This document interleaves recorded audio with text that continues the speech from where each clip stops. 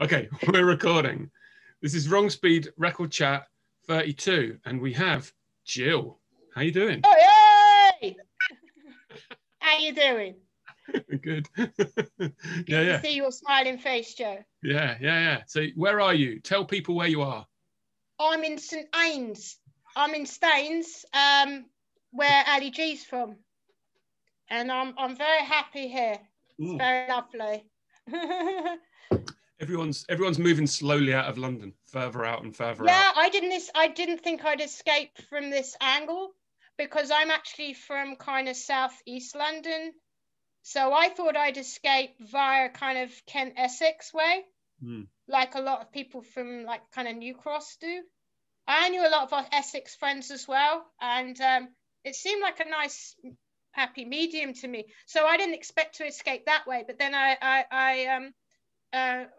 now I'm going out with a West Londoner, and that's the last part of London for me to discover because of my age. It was gentrified before anything was really there for me, if you see what I mean. So the only thing I ever knew about West London was going to Notting Hill Carnival. And so I didn't know any of the rest of West London, and so it's been a bit of an education. It's really interesting when you drive old school punks around West London, because they'll just give you a down low on all the places and all the history, and it's really interesting. It annoys me non-stop that there isn't like blue plaques for these sort of things. Like, why isn't there a blue plaque for, you know, opposite Ealing Station was a club down the stairs, first place Jimi Hendrix played the UK. You know, all these Eel Pie Island, all that sort of stuff, The Who, all of that. Like, most tourists come to this country because of food and thinking music and football, right? So why aren't you highlighting those things? If it's a classical musician, whoa, but if it's someone that actually brought a lot of money to this country as well, and started off whole subcultures that made impact across the planet, hold it up high and with bloody pride, and they don't. It's insane. I agree. I mean, again, like I can very, you know me, I can degenerate into classism again, but I'll hold off the politics and we stick. You're very accurate about the West London thing, though. I hadn't thought of it that way, but that's true. I'm the same. It changed before I reached an age. Yeah, because it's the first generation punk that was West London, wasn't it? Yeah. The King's Road, like the sex shop that Malcolm McLaren and all that.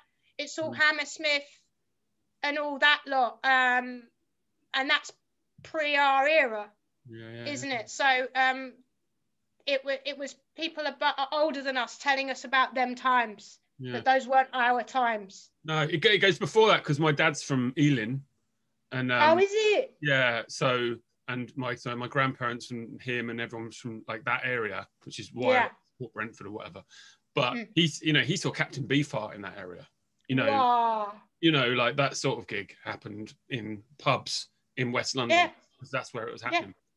Yeah. No, I mean, I clean for people like they're in their 70s, and like there's this lovely couple, and the guy Albert has been like West London, and he goes, I was thinking the other day, how long it was since he went to Isle of Wight Festival, saw Jimi Hendrix. I'm just like, it's crazy, and he's such a lovely geezer. Do you know what I mean? And you're just thinking about it, because when I was a kid wearing a Jimi Hendrix t-shirt, that's probably the equivalent later of like kids that were wearing Nirvana t-shirts, and on it goes. And when you're in that time, it feels like eons away before your time, and then when you get there to watch, you go, oh shit, that wasn't long, was it? Which kind of brings us into the gig ticket thing. Maybe it might be because there's a slice of life that might have meant everything to you, but when you look at it, you realize it was like 4 years. So Gill and I I'm going to say I'm older, but we're not far off age-wise, right? I'm happy to say it out loud, man. I'm 45. Yeah, so I'm older. Okay. So, okay. Yeah. I was born in the year of punk, 1976. I was born in 1974. Okay. So same as my boyfriend, yeah. Right. So it's kind of similar-ish age. So we went to a lot of the same gigs, and we noticed a while back that we started posting gig tickets. I'm saying this to other people, not yourself there, Gill, because you know all this. But we started posting gig tickets, and it was funny because we were clashing with a lot of the gigs we went to, a similar sort of era. And it's like you're saying, it was possibly our time in the sun from the age of like 16 to 26 or whatever. There's a 10-year window, right, where you go to shitloads of gigs and you love it. But the beauty of that time was you got gig tickets. Yeah. Don't get now. I didn't think of that. And it bums me out. Like here's, I'll show one. This is the first one. I took my son to a gig. I paid £1 or £2 extra for each person just to get a ticket. Bless your heart. Such good thinking. And my gosh, you took them to Slayer. Yeah. Bruv, you're the best dad in town. You are the best. Hats off. Yeah, that's 2015. So we didn't. Yeah, you had to buy you had to pay extra to get a ticket. And the reason I did it, and you can show tickets. Get your tickets out. Yeah. Yeah. Okay. Right. So I don't know. Let's start with a couple you might have that's the same. Maybe I've got Rage Against the Machine. Oh, where am I? There. Oh, how do I do this? There. Yeah. Can you see that? Can you read it? Yeah. Oh, fuck. You're joking me. So we were in that room together. Yeah. That is. Yeah. Oh my gosh. February the 19th, 1993. It was the first Rage Against the Machine UK show at the Ulu. Yeah, because me and my friends kind of followed that whole tour. They saw Rage Against the Machine support suicidal tendencies at Underworld, but I didn't get to that show. Right. And then when they came back, they kind of hit hard, and they played a lot bigger places, but then it went even bigger than that. And I was lucky to get, so I felt really lucky for this one. Yeah, it was amazing. Because it went silly. It went silly fast. Yeah. It was one of the best things I've seen, to be fair. It was so exciting. Their first record. They were lovely as well. They were really lovely people, because I met a lot of my friends following bands on tour. Right. Okay. And they were really nice. Yeah. Another one. Well, here we go. This is going a bit, so it's not in order. No, I'm not. Nirvana at Astoria, 91. Oh, hold on. Oh, no. Fuck. I've got Nirvana, Astoria, 1990.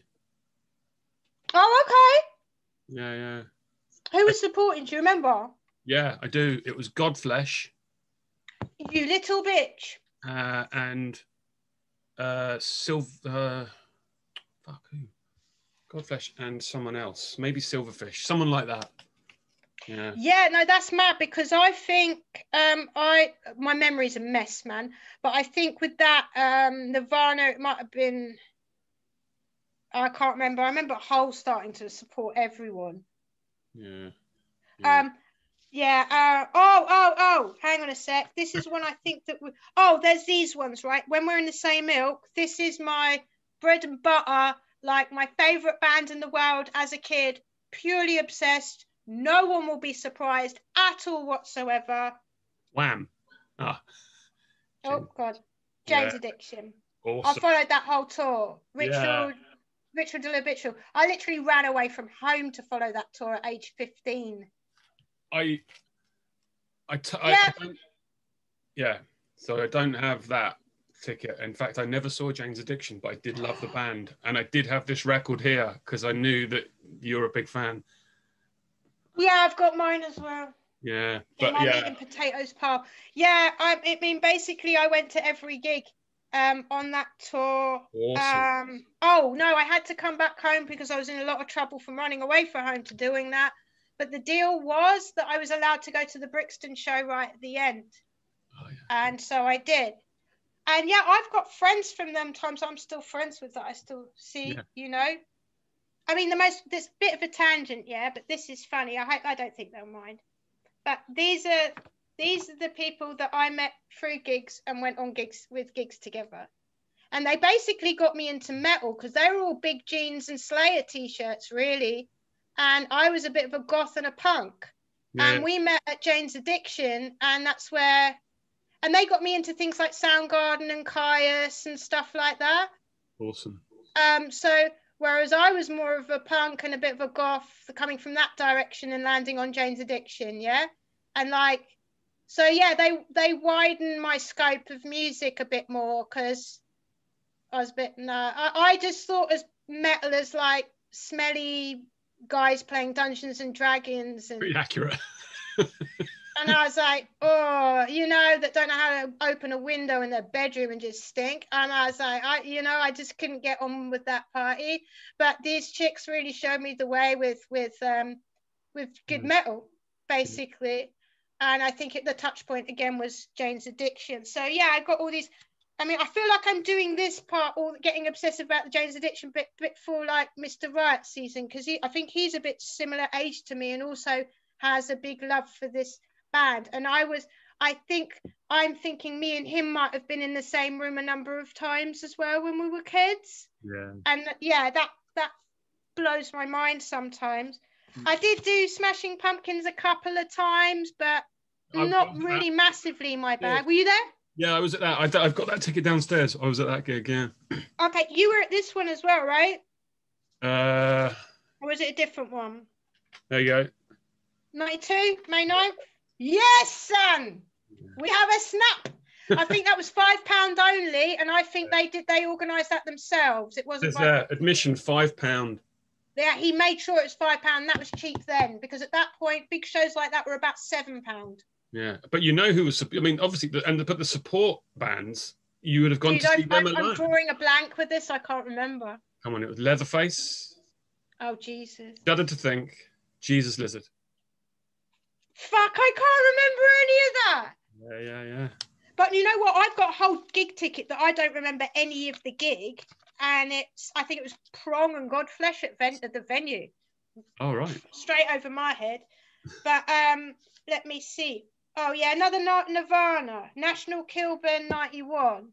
Yeah. Now, that one was a debacle, because it was massively oversold by touts to the point it was bloody dangerous in there. And they just had barriers down the side, and people were getting squashed left, right, and centre. Talking of you taking your kids to see Slayer, that's the first time I saw John Peel with his son, that was about 18 at the time, maybe. Oh, yeah. Took his son to Nirvana, but it was rammed in there, absolutely rammed. Like, people were selling dodgy bootleg shit on the street, some dodgy shit about... Yeah, there was dodgy shit going on in those times, man. Dodgy fucking shit. That was actually quite a scary show. It's when they just got fucking massive, man. And people were like, money. Tout in, shit merch. Oh, and they don't give a fuck when that goes off, innit? But and the other ones, I don't know if you were an Alice Donut person ever. I was. I never saw them. Oh, and Cardiacs as well. Awesome. Oh, shit. Cardiacs was like one of my favourite bands as a kid. Totally obsessed. Now... It's coming up regular. Cardiacs are coming up regular. Yeah. It's funny. It's funny because it seems to have a resurgence, and they're labelled prog. And I personally, I don't want to label it. I'm not a fan of prog. I don't hear them as prog. To me, I know they influenced it, and people like Mike Patton can't get a fuck enough. But for me, they sounded like a crazy fairground on acid. And they were very punk, and they were very influenced by David Bowie. David Bowie's my meat and potatoes too. I was brought up in Beckenham. So to me, and also the crowd there, dude, Acid Casualty Special Ed, right? And if you can talk to Carvers about Cardiacs fans, they're a different breed, bruh. And I'm part of that. I'm part of it, right? We're a bunch of fucking weirdos. It's fine. But you felt like a connection with a bunch of fucking weirdos. And also, that music was so insane that if you could relate to it, you thought, oh, it's not just me. Yeah. You know what I mean? So, and that's way music can really break barriers. I think because the way, I knew some people that could not listen to the Cardiacs, but that's what the inside of my head sounds like. I can't handle it. And I'm like, that's what the inside of my head sounds like a lot. And I feel relieved that I'm not the only one. Yeah. And there was a connection of there was a weird thing going on there. And I think they gifted something there. Yeah. That I'm only just realizing that brought people together, because there is a thing about subcultures. They they give a home for people that aren't the mainstream, you know? And that was a particular one that when I unwrap it, I go, that's what that was, man. Like, yeah, really interesting shit, man. But yeah, I saw Alice Donut a lot. They were also like what I like, that storytelling. Yeah. Really getting into the whole New York vibe of grossness. That their albums were like books going through them. Loved them. Oh, sorry, go on. Have you seen the Alice Donut film? No, I didn't know. Yeah. Sorry, off the scale. It's quite new. It's quite new. They reformed or whatever, but they made a film about it. It's really interesting. Great band. Yeah. Weirdly, it's so funny. I don't know if this ever happened to you. You know when, like, you know, going on tours a lot and stuff. Like, I was in New York because my sister lived there since the 90s, yeah. And like, I was at this bar, and this guy looked weirdly familiar, and I couldn't work out. Like, I think I must know him for some like roadie business or blah blah blah, following bands or whatever. And started chatting to him, and then realised, oh no, it was someone from Alice Donut, and I just recognised him that way, and I didn't. You know, when you can't place, it's a bit like going up to talk to someone who's in a soap opera, thinking you've met him from the post office. It was one of those moments, but he was lovely. He was really lovely, not like who the fuck are you or anything. Yeah, he was really lovely. When back when we lived in London, so a bunch of years ago, I was at a tube station somewhere. And in the key, there's one of those key cutting like booths in the underground station. And I was like, holy shit, I know that guy. I'll go and say hello. I can't place him, but if I go and say hello, hopefully he'll go all right and we'll talk and it'll make sense. Yeah. And as I got nearer, I was like, oh no, that's fucking Zammo from Grange Hill. Shit, bro, I know the one. Yes, bro. Yeah, no, it's like, fuck. That before happened. My days, yeah. Because that's happening to me because I drove bands on tour all the time. Because I'll be in Belgium and then I'll be like, I know you. Then I have to collect what language are they speaking, blah blah blah, and then everyone's walking around in black t-shirts and beards and a cap on. I'm like, give me some hope. I'm like, I've only got your eyes to go on. Do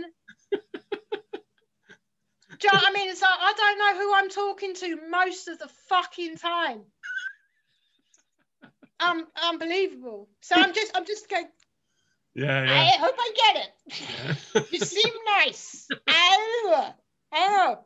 But anyway, another classic. You might.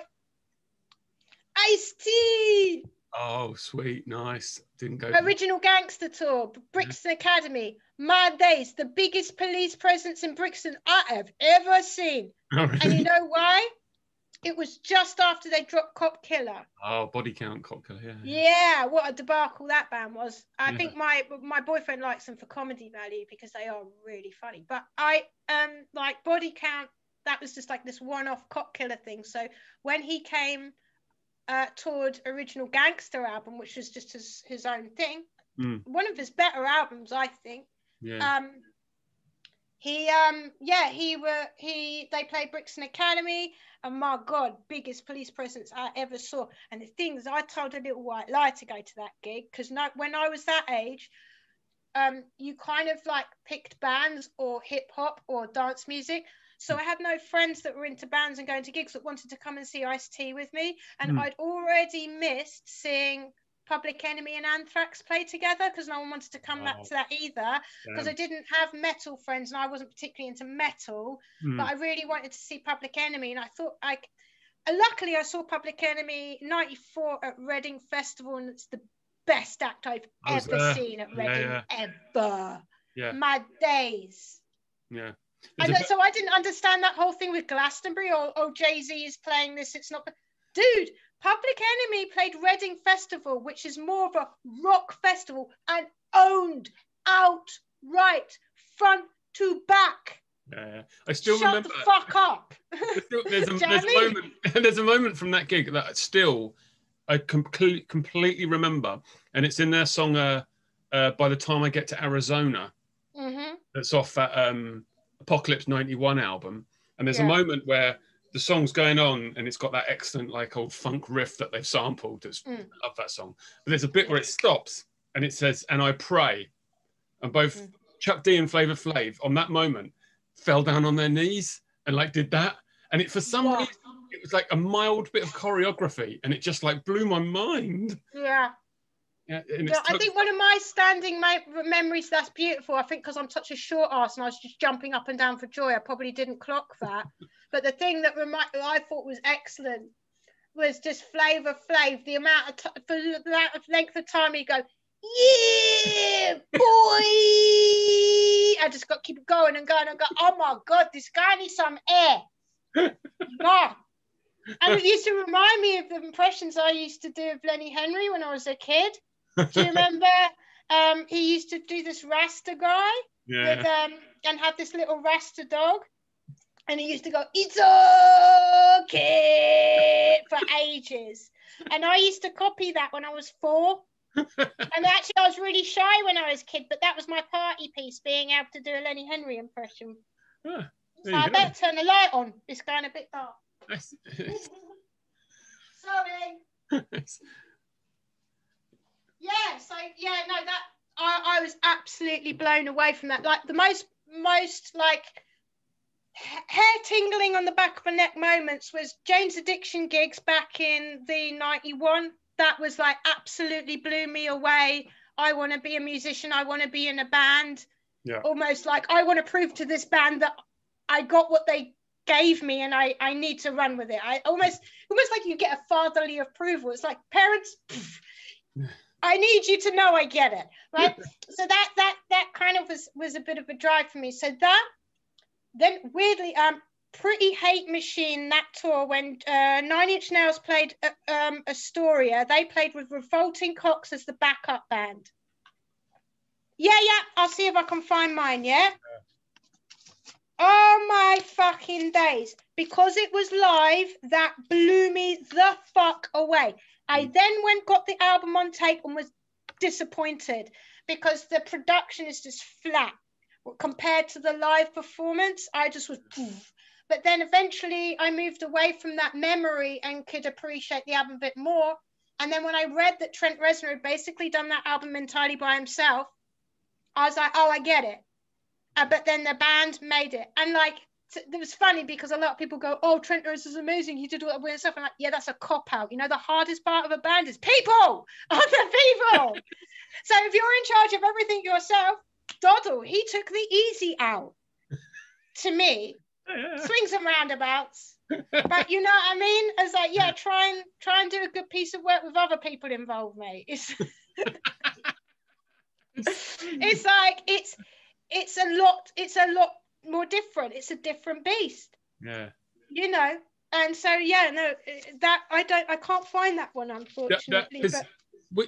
I went with a friend, Stuart Phillips, okay, who is the fellow I worked at Perfect Pizza with, right, and went to school with, and we were good friends. And but we loved that Pretty Hate Machine album. So we had the album and we used to play it in the shop, over the stereo in the shop. And we got tickets to go to this, and we dressed up like what we always dress up, was just like jeans and t-shirt, just like teenage kids or whatever. Yeah. No idea. When we got there, everyone was dressed in black. We'd never seen anything like it. I don't remember that. And the band. But I was a goth, so. Yeah, well, I was a goth, but I wasn't like. I had the black stretch jeans, but they're very difficult to find back then, actually. Like black stretch jeans, black sleeveless t-shirt. I had really skinny fucking dreadlocks at the time. And then they smashed up all their keyboards and all these bits of springs went everywhere, and I stuck them in my dreadlocks. Yeah. So I had all these 9 Inch Nails keyboard springs in my dreads. I didn't like beads of hippie shit, but I was like, oh, I'll put these fucking Revolting Cocks band members fucking springs out of their fucking simps in my hair. So yeah, I guess, yeah, you're probably pointing out, which I didn't notice because I was one of the goths all dressed in black, that you were going, what's like, this bitch about? Yeah. But it goes back to the subculture thing though, because that the Astoria was packed, right, and it was packed with everyone who was looking the same, and everyone was totally comfortable there. And in any other environment, those people would have been the odd ones out. But I remember thinking at the time, Stuart and I have gone in there just in our colourful t-shirt and jeans, like just like normal. And like we were totally the odd ones out, and we stood there. I loved it, but like felt like really like conspicuous. Oh, bless you. Really, goths can do that sometimes. Yeah, it was weird.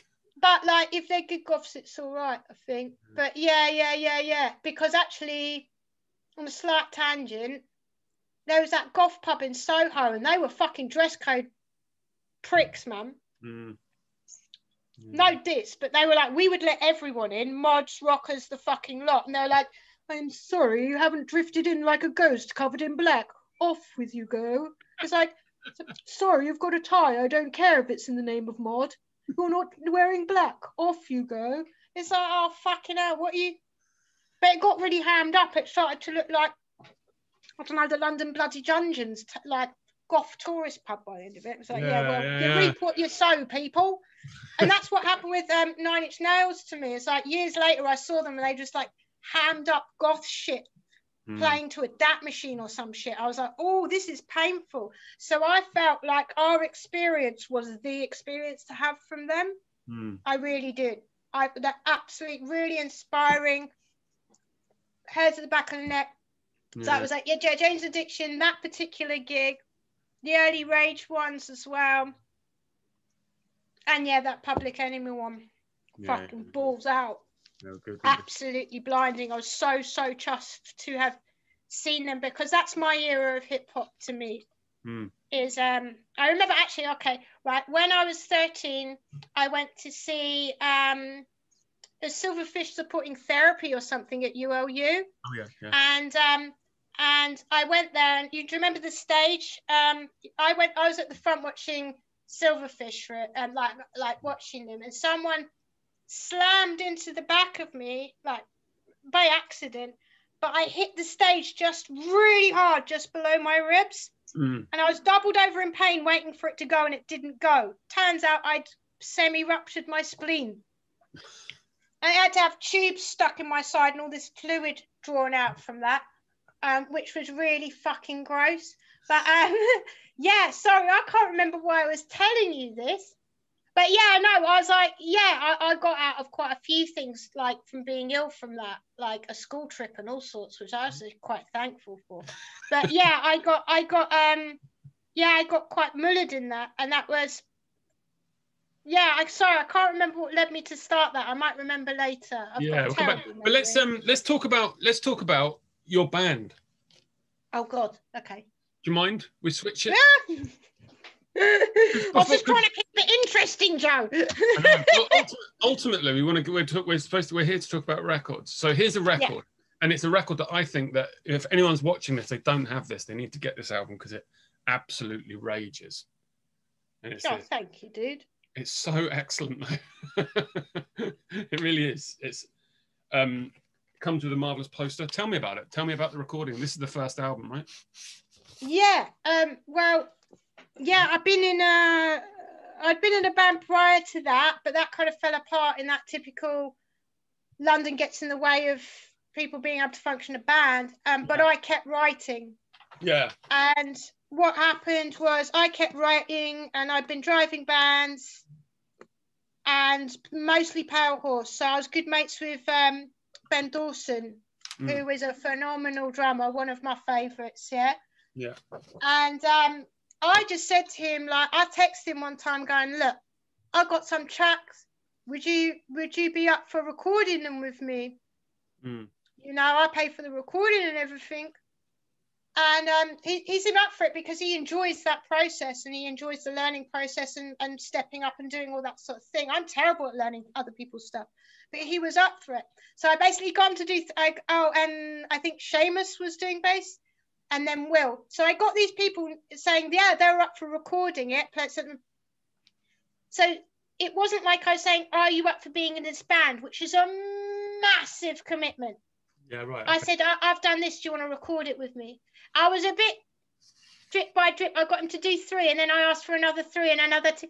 And then I was like, then I'd got a whole album done with Ben Dawson on drums, which is like mint, bruh, mint.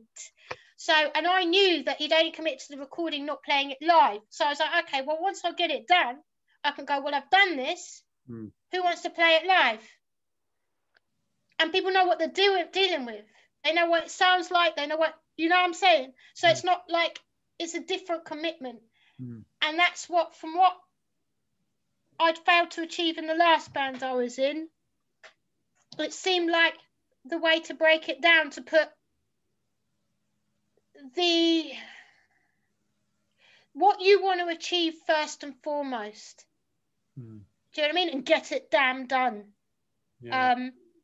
Rather than, because I've driven loads of bands where it's a group of friends, and that friendship, obviously friendships are important, but they're so a group of friends first, they're almost a band second. So the decision making is done in a very different way, and it can work really well. But some of it, man, the sacrifices some people are making, I'm like, because like, and it's difficult, man, because I got a props to, like, I'm not a fan of Neil Young, but I like a lot of the stuff that he's obviously influenced, like Sonic Youth, Dinosaur Jr. and shit like that, and Joe Strummer. They knew what they want and they went for it. No apologies. They're not going, oh yeah, I'm doing this new project and this guy's a friend of mine, so I must have him in this new project because I want him to still like me. Yeah, yeah. They're like, this is my vision. This is what I want to do. Who's on board for this? Yeah? And that's how it get done, if you see what I'm saying. Yeah. Because life gets in the way. People can't commit to years and years and years and years.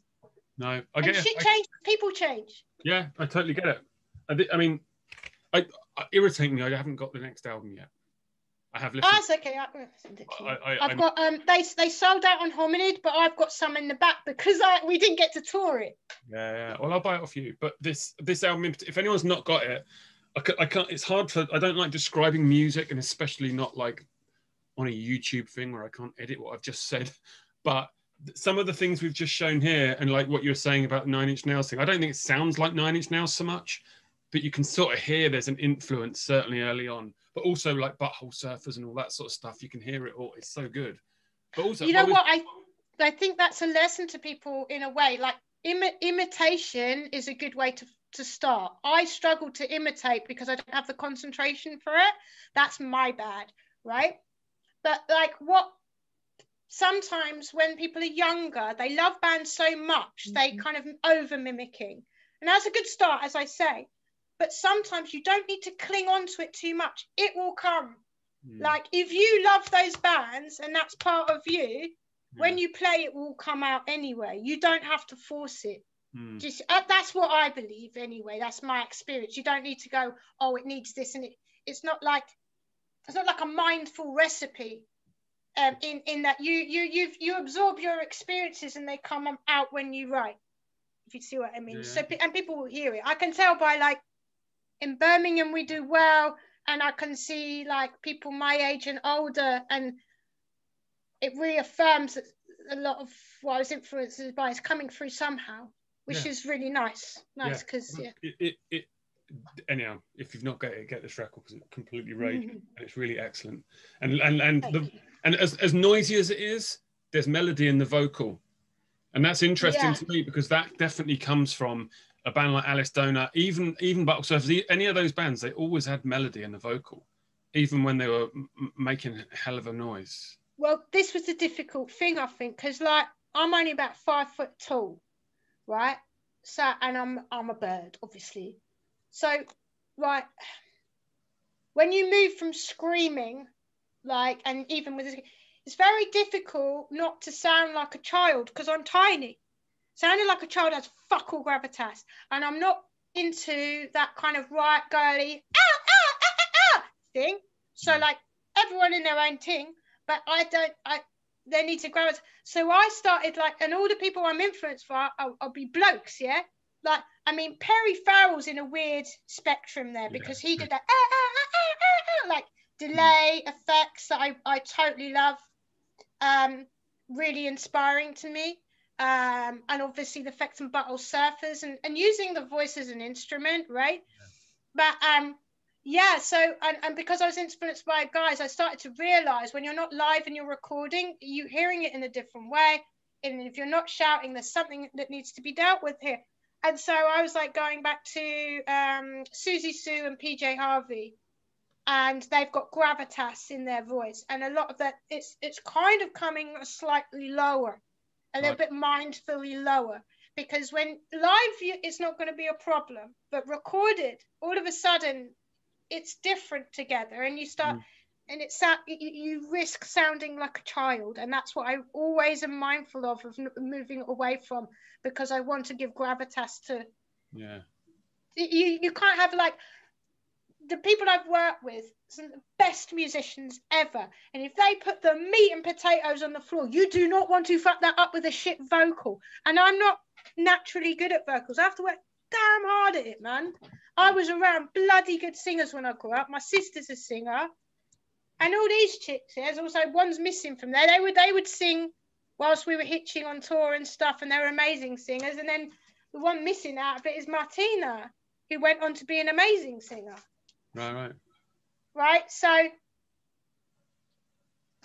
yeah, no, I was surrounded by devastatingly good vocalists, so I didn't make a peep for years. Years. And I often, with art and creativity, I end up in this area of jack of all trades, master of none. But I'm not a one-trick pony, is the good side of that. If something don't work, I can try 7 other things. You know what I mean? Well, we played. The last time I saw Bruxa Maria play was, I think we played with you. Yeah. And Rainbow Grave. In Birmingham. Birmingham, yeah. Yeah, and I spoke about it with Matt Cargill in episode 11. But for those that missed that or whatever, yeah, it was a really brilliant gig, and it was outdoor. Oh, I loved it. I've always loved the Birmingham gigs. They've been amazing. Yeah, but like you know, it felt like yourself and Rainbow Grave were just set to destruct that night. Like it was real, like excellent sort of. It was. Well, there's a lot to play off. I mean, if you've got like that kind of heritage, you just got to go up and play in front of someone from Doom or Napalm Death or whatever, this stuff that you literally worshipped as a child. You better fucking do a good job. Yeah. And I like that kick up the arse, man. Yeah. The worst thing you can do if you're in a new band is just settle in playing some shitty Camden place with 10 other bands that no one gives a shit, because you'll be the best in the lineup easily. Well, if you're the best in the lineup easily, time to step the hell up, because you need to kick up the arse. That's that. That's how you get better. You don't settle, like, because you end up with this big fish, small pond bollocks, don't you? And it's that's not the way to be, bruh. Expand. You need to move, collect and stuff like that. So have you got any other hip hop ones that you went to? Yeah, I do. I probably didn't bring them up here. I got Beastie. Fair enough. I don't think I have either. I've got. It's mostly Cardiacs. I can see Lemonheads, Babes in Toyland. Got the Beastie Boys there. Oh, yeah. I remember them playing, but I didn't go because I knew it would be fucking rammed. Rough Trade when it was down from Slam City Skates. Oh, they played there. Wow. There. Yeah, I was a Pop Will Eat Itself fan as well. Yeah, I still. And Ministry. Oh, Ministry. Yeah. That's another band you can hear in this, right? That sort of thing. Oh, bless you. Yeah. Bless you, man. Yeah. Yeah. No, there's sometimes as well, because like, you know, you were asking on your thing, like, what would people not expect you to listen to or not expect? I'm like, to me, I was like, it depends who you ask. Yeah. Depends who you ask. Yeah. If you ask, hang on a second, there's a couple of.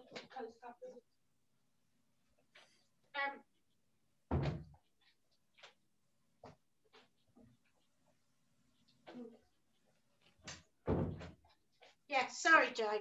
Right, yeah, if you ask people I've been in bands with, they'd be like, I didn't know you were into that jungle shit.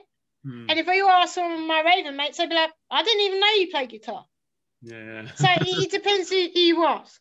Do you know what I'm saying? So, yeah. But what's interesting is sometimes when dance music people hear my shit, they're like, often what I've heard, so I'm not really into that stuff usually, but there's something all right about it, actually.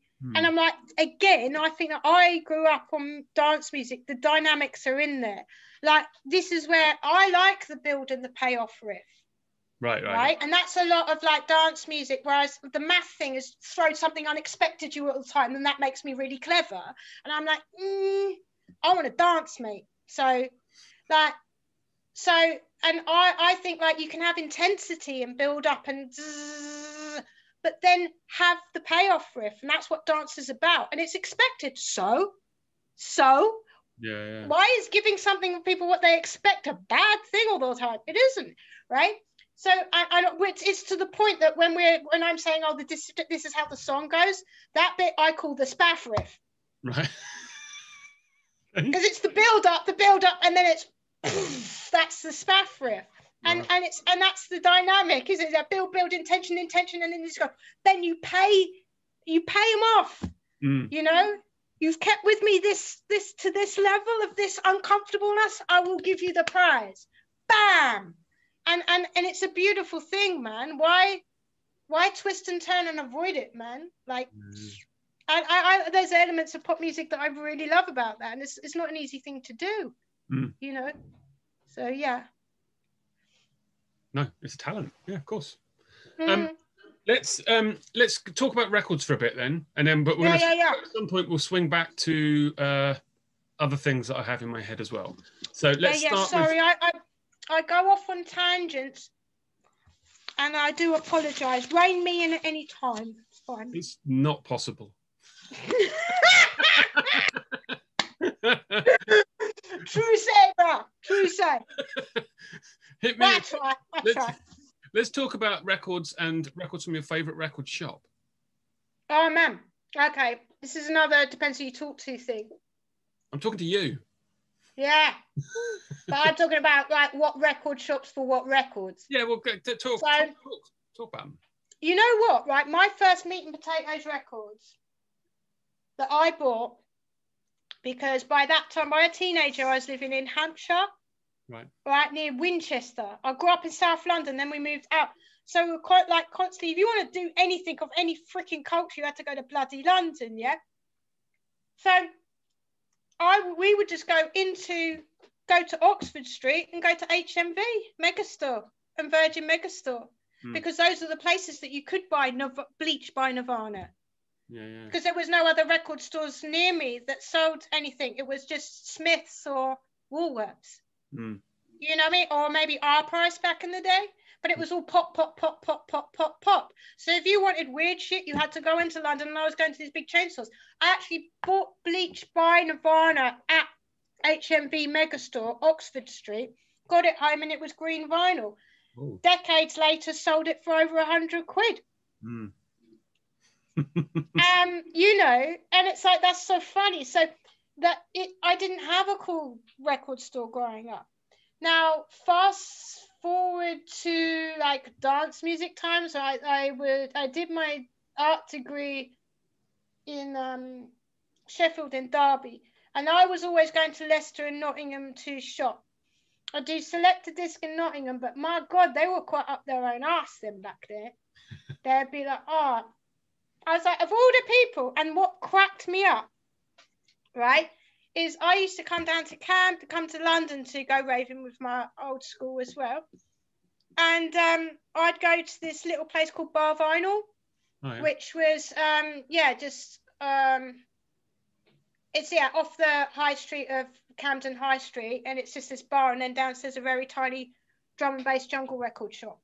Now, I lived in Nottingham. Whenever I go to select a disc, they'd be all snooty. I'm you know, big fish, small pond up their own arse, fucking, yeah, shut up, bro. Like, and then I'd occasionally go down to London, like maybe once a month, and Bar Vinyl treated me like a regular. I buy so much, they give me money off. They give me recommendations. They were in the big smoke, bro, but they didn't have that attitude to me. Yeah. They were fuck. They were like, oh, no, this is a re-release of original. No, pick it up before it goes. This is gold. Thank you very much. You could even have a beer whilst you were listening to tunes. That's sick. So I really like Bar Vinyl because of all the places you think, oh, a city's going to be up its arse, and all those kind of like images you had of going into really sparse drum and bass shops and them just being an intimidation fest. Not everyone was like that. Yeah. Not everyone was like that. You know, some of them are really lovely people, you know, and I found that I got that from London rather than the big fish, small pond bollocks. Yeah. So yeah, I think like for that, like Bar Vinyl really stuck in my head. They were lovely. it's really small, it's more intimate, and like I got fuckloads of jungle and drum and bass. Do you still have that stuff? Oh yeah, that's mostly what I've got still, because I still have my turntables. Oh, yeah. So I was like moving from place to place to place when my records were getting more mashed and more mashed and more mashed. And a lot of the old school stuff that I realized once we got into a like digital age of being able to go on YouTube and just look up a song, you didn't need that physical memory of like, if I don't have this limited edition Babes in Toyland single in my collection, no one will know what I'm talking about, or even if it existed. You don't need that anymore. You can just go on online and go, that's what I mean. Yeah. So with that, I was like, well, I don't need all of those, and someone else might have a lot of love for them. I don't need to have them on record. Whereas the dance stuff, I need to have on records because they're instruments in themselves, and I mix. So, and I'm still stuck in the 90s, as everyone knows, in that I've never done CD mixing or that, or whatever I've just done vinyl. I don't know how to do the other thing. I haven't moved on from there. So I consider all my drum and bass and jungle, vinyl and all that almost like instruments in their own that I mix to make other tunes, and I can't do that unless I have physical pieces of vinyl to do that with. And then I also went into especially you can have mashups as well. When early 2000s they were still releasing kind of R&B stuff with like clean version, dirty version, instrumental a cappella. Therefore you could mix a cappella or whatever and make your own mashup. So I had a lot of that stuff. And then when they stopped selling that on vinyl, I stopped buying vinyl. So other than like bands that I drove on tour and stuff, and that's like really like personal, is like keepsake. It's almost like having the ticket for me, because that I remember the tour the most and all that. But so yeah, like I kept on to my drum and bass and jungle a lot more. For that reason, so the instruments right, I suppose. I stopped buying vinyl like probably about 2004, I think. Right. I just suddenly realised I hadn't bought any, and a lot of it was I was living on a boat by that time. I couldn't have my decks on the boat. My decks were at some place. My records were another place. I was just trying to survive London and make enough to live and survive, and then. And my stuff got moved so many times, just trying to live and survive. I just had to make some serious decisions. I expect maybe we'll reconvene in about 5 years, and I would have gone, you know what, I know that time's passed now, but I'm not ready to let go. Yeah. I always thought it was a retirement plan that at least I could be a DJ or something. Because you make more money. Yeah. Do you know what I mean? You make more money that way. And I was like, I always used to play parties when I was younger and stuff. So, touring then, being a driver, a lot of people know you as Gill driver. Gill, yeah. Well, the only reason I ever had a Facebook was to start that kind of business up when I was down as lady driver. Because I didn't want to put my real name on there, because I thought that was a weird thing to want to do. And then I went on Facebook to realise everyone had put their real name and birthday on. I was like, yeah, you had to. What's happening? That's really strange. But I was late to Facebook, because the only reason I was ever on MySpace was for a band. Otherwise, I wouldn't have done any of this. I would have really fallen off the side of the planet. So, talk about the driving though. Talk about like driving the bands and like good bits and bad bits of that, because you did a lot of it, and you drove us a few times. Yeah, that was wicked. It was really good because I struggle to make ends meet, and always have. My skill set doesn't earn good cash, but I've always been good at driving, and what I realised living in London, that if you want to see your friends, you need to work with them, otherwise you're not going to see them, because you don't have any time for anything else other than work. And when you're done work, you don't feel like travelling 2 hours across London on a tube to see someone for 5 minutes. It just doesn't happen. So I needed to work with people. Also, I'd been stuck in London for like 4 years solid, and I hadn't left the country, and that does bad things to my head, especially when I'm younger. So I was like, I need to make money where I also leave the country and meet people as part of that job because I can't afford holidays, and I haven't done for years, and I go mad if I don't leave the country. So I sold the boat, managed to break even, and bought the van. And it was also with Pale. I'd driven Pale Horse ages ago, mainly from like I know Pale Horse through Seamus.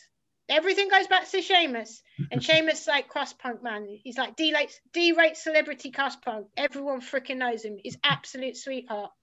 A little bit younger than me, but I have more teeth. And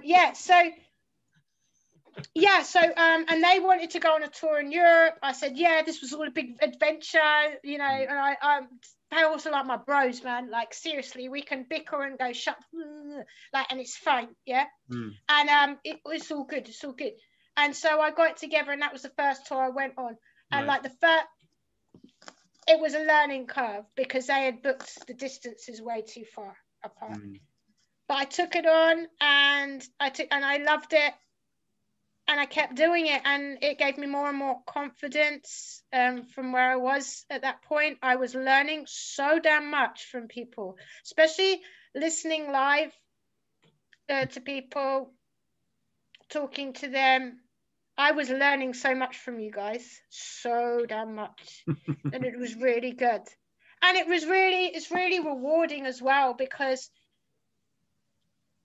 if you've had a long bastard journey, everyone's hung over the back being all shitty, whatever the fuck, and but you get there, you get out the stuff, blah, blah, blah.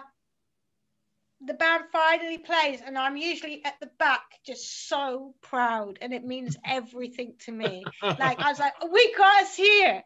And look, and that's what gets you through, even if it's like 3 people and a dog. If you're owning, and it was worth every mile, So it's only and it's only happened one time, actually, and I kicked them up the arse and they changed direction, was when people got too drunk, played a shit gig, and I had just done a hell of a journey to get them there, and they got too fucked, played a shit gig, and I was like, Who was it? Not feeling that one, son. Who was it? Ha! Well, this was one time, and I'm going to precursor this and be fair, because it was in Basque Country. As soon as you get to Spain, everything's on later. Now, this is a problem for the English, because they're used to a different time where you get there, for some stupid reason, you have to get to sound checks for 4 o'clock and then sit around for hours. Yeah. Everyone minds about it, but that's the job, yeah? And then you get on and it's done by 11. Dude, fucking Spanish ain't even got up from their siesta at 11.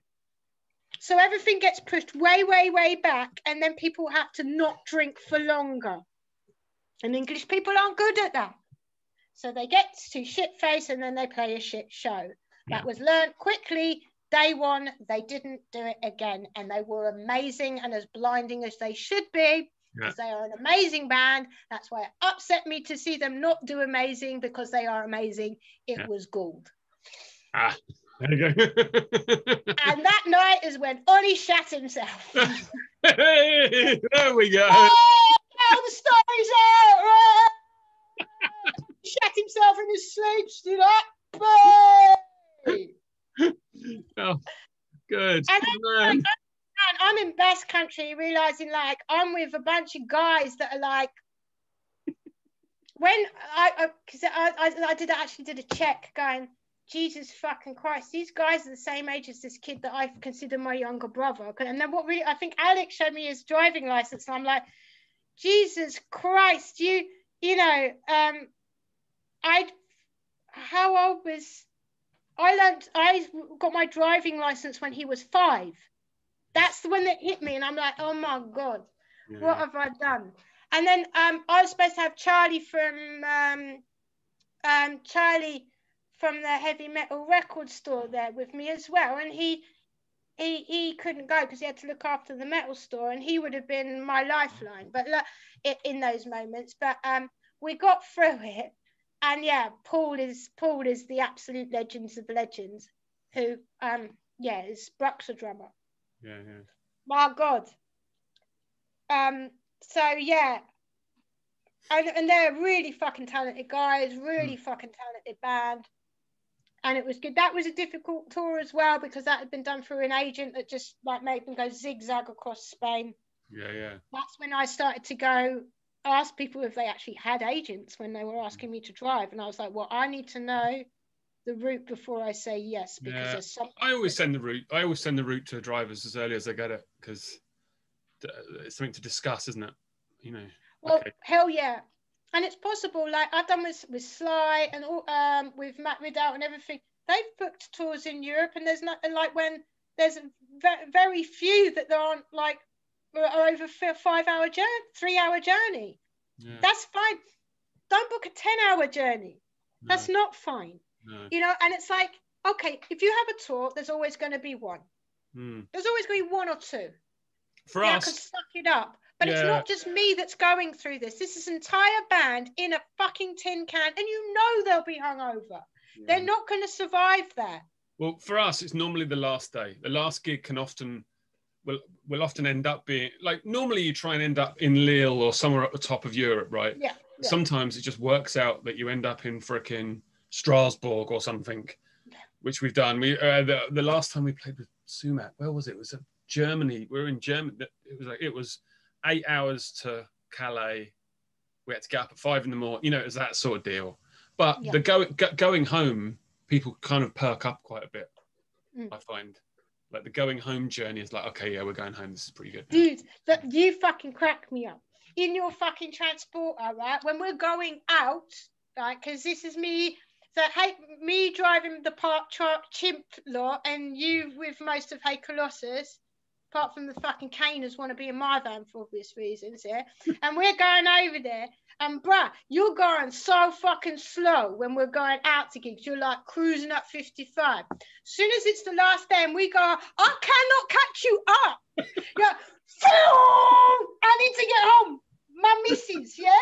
Like 80 fucking 590. And the classic one that cracked me up, I was like, we're coming near to Calais. And I was like, I know this. I know what you're going to say. That slip road. Is that Joe really fast reversing down that slip road because he knows he fucked that shit up? I was like, oh yeah, there is. I was like, bruh. Yeah. I was like howling laughing.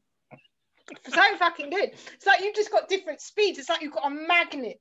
Like, it's pulling me home. It gives you extra speed. I think it's more that I get stressed about missing boats because we've done it once or twice. Missing a boat is expensive. Like if you get the boat before, it's free. I mean, like you don't have to pay more. Sorry, to get the boat before, but if you miss it, you got to pay again. Yeah, I haven't had that luckily, but I would always plan it, Janet, with times. Yeah. I took people to school a few times on that. And then people learned to fucking ask me, like, rather than think they know when they've never driven ever. Yeah. It's like, and it's different as well. If you Google Maps a journey in Europe, it'll often be quite accurate. If you Google Maps a journey in the UK, add another fucking hour, add 2 if you'll get an hour in London. It's not the same. Not the fucking same.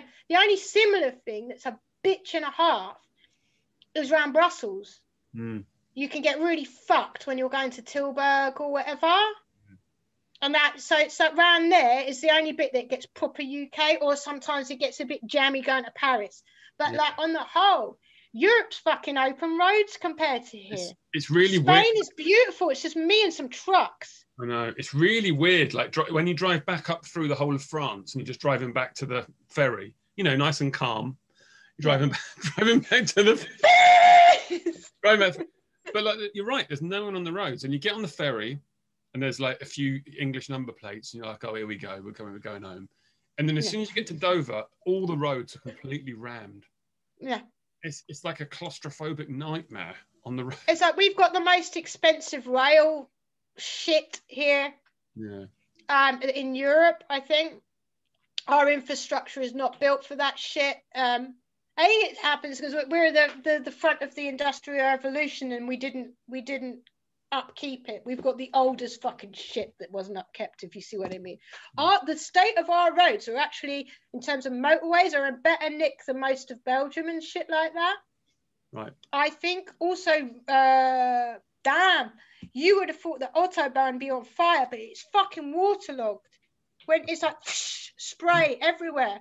And all these fucking German cars are just fucking going, and you end up feeling almost like you're going the same speed. I'm like, no way would I do this at home. Why am I going this speed in this fucking condition? It's crazy, and you have to check yourself, because like you wouldn't have that in the UK because it all rolls off. It's made like that. But I don't know, from the Autobahn they just kept the original design, so it can get really waterlogged. But I think their cars are just better, probably safer, and it's not like the equivalent of, if you were back in the day, we used to laugh, didn't we, make Lada jokes and all that sort of shit, and Skoda jokes, didn't we, because everything was a skip on wheels and they didn't give a shit about cars. And then you come to the UK and for some reason we've got a real fucking boner for decent cars that we don't really need, if you see what I mean. It's like, dude, get from A to B and shut the fuck up. Like, do you know what I mean? Like, do you really need that fucking dick extension today? Like, right, let's talk. So I'm going to go back to my list of things that I sent you and see if we see if we get lucky with this. Record with memories. Record memories. Okay, let me get you the first pile of my meat and potatoes band style.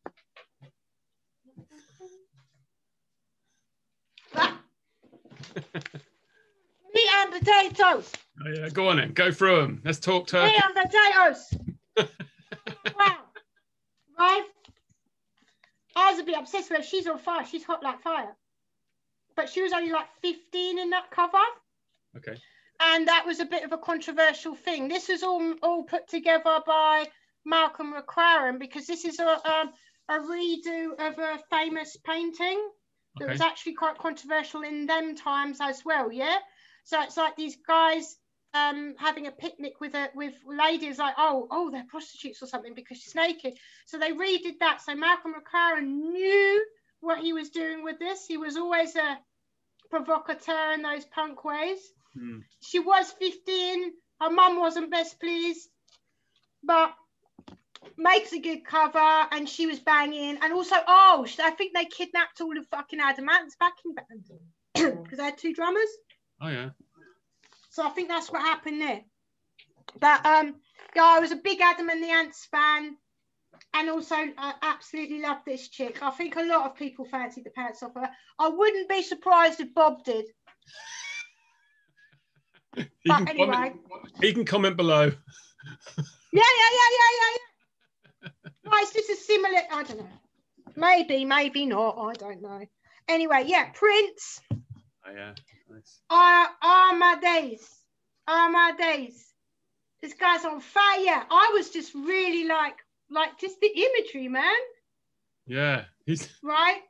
That's brave. You know, when back in the days, if you dress like that, you must be fucking hard as nails. You know, when that went together a bit? You know what I mean? And I was never into, what's his called? Rick James. I'd never heard that when I was a kid. Oh, right. I'd never heard of Rick James or any of that shit, right? I knew that, like, when I was in South London, there was people into P-Funk and shit like that. I was like, straight over my head. And then when I saw pictures of him, I thought it was just comedy. Even when I was a kid, I was like, jokes, but this guy on fire. Jesus fucking Christ. I was just like really transfixed, and I just thought he was absolutely amazing. And when I was a kid, it was Michael Jackson versus Prince, and I was Team Prince going, he can play 27 instruments, fuck you, yeah, Michael Jackson, bullshit, this the man.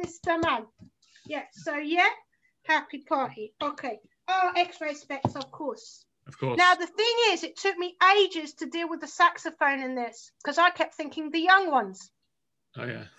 It sounds like the young ones, and it took me a long time, even though I loved her vocal. And when we talk about my sister's a vocalist, yeah, when she used to do more punky stuff, because there's very few female vocalists that did anything of that ilk. Always you get compared to Polystyrene, because there was no one else. Right. Always, and even though it's like a million miles away, it's similar. I struggle as well. I will always get compared to a Riot Girl when it's not. Because there's not another bird. All right, well, you can compare me to a guy. I ain't gonna be beef, man. Whatever. No, well, I wasn't comparing you to that in any way. Yeah. No, fair play. Yeah. This is the only record I actually stole off my brother. And I loved, around this time, Johnny Rotten was interviewed for Pill with the big orange dreadlocks on Death 2. I videoed it, me and my sister videoed it and played it again and again and again and again. I worship that man. I really fucking did. I still love him to bits. I do. And the thing is, that was before Filth and Fury came out. And it was basically the Filth and Fury before Filth and Fury came out. That interview. And it was around Fergie had just got married. He was ripping into Fergie. He was just bare, dry, cold, on fire Leiden, that interview. And I just absolutely loved him. Really, really did. So, and this was like, it's a bit, obviously it's not the best Pill, but it's my era that came in. Anger is an energy is like a mantra to me, man. Like, true fucking say. This one, right, this is Cocconi Youth. Yeah. Oh, yeah. Now, weirdly, this is the first Sonic Youth record I got. Because I'd heard of them, and then I went into, there was this one record store in Winchester that was okay for a bit, that I bought a couple of Battle Surfers records from. It didn't last long, this one. I think it was called Venus or something. And I was so desperate to buy a Sonic Youth record that day. I had my pocket money anyway, and they just had Cocconi Youth, so I bought it. And you know when you listen to something until you like it, you know, because that you don't have a choice. It was that kind of a party. So that's a kind of a weird one. Yeah. Now this was my wait. Do you remember Dickless? It's a sub pop band. It's a girl band. Yeah. But they're not shit. Right. Okay.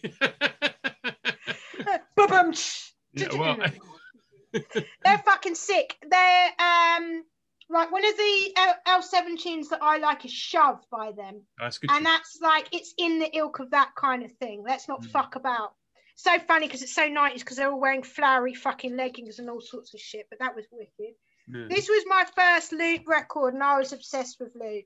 Yeah. And it was Collision that I wanted this one for, because Collision I'd seen on the chart show. Yeah. And that blew me away. It really spoke to me. So I went to Camden, and I had to get this record from, I think it was Psychedelic Experience or something. I don't know, near Camden. I can't find my favourite Butthole Surfers one, but it's in there in the mix because obviously they're my bread and butter. My favourite is Hairway to Stephen and Locust Abortion Technician. Yeah. Right, now we're talking proper meat and potatoes, my bloodline, everything. That is everything. Jane's Addiction. Juana's Addiction. Absolutely obsessed, man. Absolutely fucking obsessed. He was my front man. Now I get really confused when we go, oh yeah, but Kurt Cobain, but he was a smackhead in a cardigan. He was completely fucking unremarkable as a front man. Really? Right? This guy was a bit more like, let's tread on the toes of Iggy Pop and David Bowie from my era. I know you can't touch those people, don't get vexed at me. But dude, I was this age, yeah? So this was my man's. Again, we have the theme back with Prince, with guys wearing women's underwear and such like, and the whole Bowie kind of gendermorphic thing, man. And there was quite a lot of guys in the 90s just like, and it's like, you have to be quite bold to do that. You have to, do you know what I mean? I wasn't bold. So I was heads off. Well, shit, bro. I know this guy. He lived in Brixton in the 90s. He went to this fancy dress where people would dress. If you're a man, you dress as a girl. Or if you're a girl, you dress as a man. He had to walk through Brixton dressed as a woman in the late 90s at 3 a.m. You know how he did it? By looking psycho hard the entire time. It's the only way. The only way. Learn, yeah? Fuck's sake. Anyway, it worked. He didn't get beaten up because he just looked right. If you're walking through Brixton in the 90s in a fucking dress, you're hard as fucking nails, right? So don't touch, yeah? This fucking owns as well. I think if people remember Natural Born Killers, it was used on that, wasn't it? Oh, Nothing shocking, yeah. That's the first time I heard it on the film screen. Now the thing about, and he's got his like dreadlocks. That's why he was my inspiration for getting dreadlocks, and I had a septum ring that I did myself. Oh, ow. So yeah, that was all his fault. Oh, he's also why I got into voodoo shit and Santeria shrines and all that stuff. All his fault. Like Santeria shrines and all the voodoo spells. There's a shop in Brixton a bit like this where you can get spells and stuff. And there's loads in New York, and there are quite a few in LA as well, because it's a mix of like kind of Santerian styles and voodoo. And I find that incredibly interesting. So this is what like pushed me in a lot of it. I was doing a lot of acid as a kid as well, but it pushed me in a different direction from like being a lefty and being against anti-religion and all this stuff. And then you do some hallucinogenics and stretch your brain out a little bit and just go, yeah, maybe get your head out of your ass with that anti-religion shit, man. Like I don't like, because there's a freedom of speech and a freedom of creative thinking, and if people have a coping mechanism that's not hurting someone else, back the fuck up, bro. So yeah, and of course this one, Big Black, I didn't get all the Big Black out. The reason I got this one was because the first time I heard Big Black was listening to John Peel doing my homework, as people as old as us did, and he played Kerosene, which is on this one. Kerosene. He played that, and I just stopped everything, grabbed a pen and paper, and waited like with great intent to write down what the fuck I had just heard, because it blew my mind. I was like, this is amazing. Yeah. So, and that was my, and also my sister's 6 years older than me, my brother's 8 years older than me, and my sister had boyfriends that got me into Butthole Surfers, the Cardiacs, the Residents, and all this kind of acid casualty shit. Alice Dana, we've already mentioned them, fucking legends. I haven't got the one I like the best with all the booklet and everything, but it's got a special place in my heart. Fudge Tunnel was around those times as well. Weirdly, it was around. I never got to see them. And I didn't kind of grow into them later. I knew of them, but they weren't my favourite band. Right. Like, so, and a bit similar thing, I'll be honest, happened with Jesus Lizard. They're around a lot, but they weren't my favourite thing, because so other things really filled that hole so much. They got pushed to the back and didn't come back up until later. And I went, oh, fuck. Because some things don't stand the test of time as well. And like Jane's Addiction had such a massive impact on me, but I don't think they stand the test of time at all. At all. No, I don't. I mean, but you're some albums more than others, maybe. But do you still like it because it's a throwback to your junior self? Like when you listen, do you get like a I listen to it. No, I'm knowing I'm hearing nostalgia though. If you see what I mean. No, but that's music. That because because the problem is there was like it was kind of that funk metal time. Yeah. Right? And you're either all in or you're out. You're either Chili Peppers or you aren't, and you're going to get dated as fuck. Right? And I got it, and it was good for the time, and I get it. And there was a bit of a crossover there from LA. So, of course, Dave Navarro was still whittling like a wanker because everything had to have a hair metal guitar solo in it. They were getting to somewhere. Maybe they facilitated what I wanted to do. I don't know, like the first steps for me to do my shit in my head. I don't know. But I think these guys stand the test of time. And if you really, really want to piss a millennial off, tell them that this is what Nirvana wanted to be but couldn't quite manage, and they'll get so vexed. It's hilarious. Right? Unsane, right? Another meat and potatoes. Now this is a band I did love as a child. And I got this Green Book, which is more recent, but that is my meat and potatoes of like, oh my God. But like when I was younger, my sister moved to New York, So I was like writing to her, she was writing to me. I made friends with other people over there. And of course we did the tape swap thing. So they do tapes of things like Unsane, Gorilla Biscuits and Bad Brains. And then I'd send them stuff from over here. I know they like Daisy Chainsaw and shit like that. And we did tape swaps. So I got into Unsane. Unsane just really leapt out at me. And I was like, I love this band. And yeah, they were... Yeah, absolutely love them. Saw them when I was like 17 in New York first. They do that. What they do the noise thing, but it's melody with the vocal. Yeah, he also shouts in the background. I hate upfront shouting. Yeah, there is slight melody. He shouts in the background, like he's going from it for it, but he's from a distance, so it's not like in your fucking face. So yeah, there's a lot of dynamics. They're very bluesy riffs. Often when I write a riff that I'm really proud of, the next thing I panic about is that I've ripped off Unsane. So then I have to go through like this is what Gaith was brilliant for. He's like an encyclopedia of riffs. I'd write a riff, I go to Gaith, who the fuck have I ripped off here? And he'll go, no, I think it's okay. And like there was one that he goes, it's a bit like shit Columbo, Pale Horse, but to be honest, they ripped that off of someone else, so I wouldn't worry about it. But that's also one thing you have to be really careful when you drive bands on tour and they're bloody good bands. You end up having a conversation with someone going, that isn't too Pale Horse, that isn't too Hey Colossus, is it? And it's because you guys, it comes through, man. And that's the panic I have. If I write something I like, I instantly think I must have ripped it. So like, it's quite good to have someone there. You can have our riffs, it's fine. Right, and of course, Caius, Meat and Potatoes. I love John Garcia's voice. And you know what was Meat and Potato? First gig I ever went to was the Cult, because I was a massive Cult fan, right? Yeah. It was past the era that I liked. Unfortunately, it was Sonic Temple. Was it Wembley Arena? Yeah. How was it that?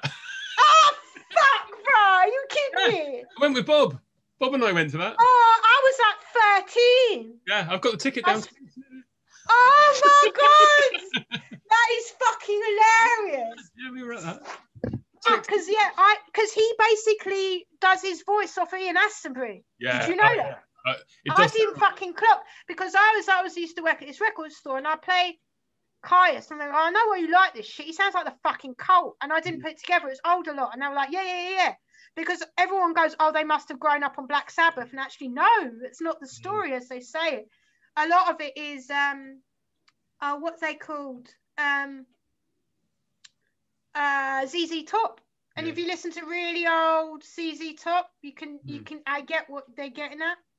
But yeah, so that's Meat and Potatoes, and that's what my all the girls that I showed you a picture of, they got me into Caius. Awesome. And all that sort of stuff. Otherwise, I wouldn't have gone that route. So thanks to them. And whilst I'm on a picture, this one's hilarious, right?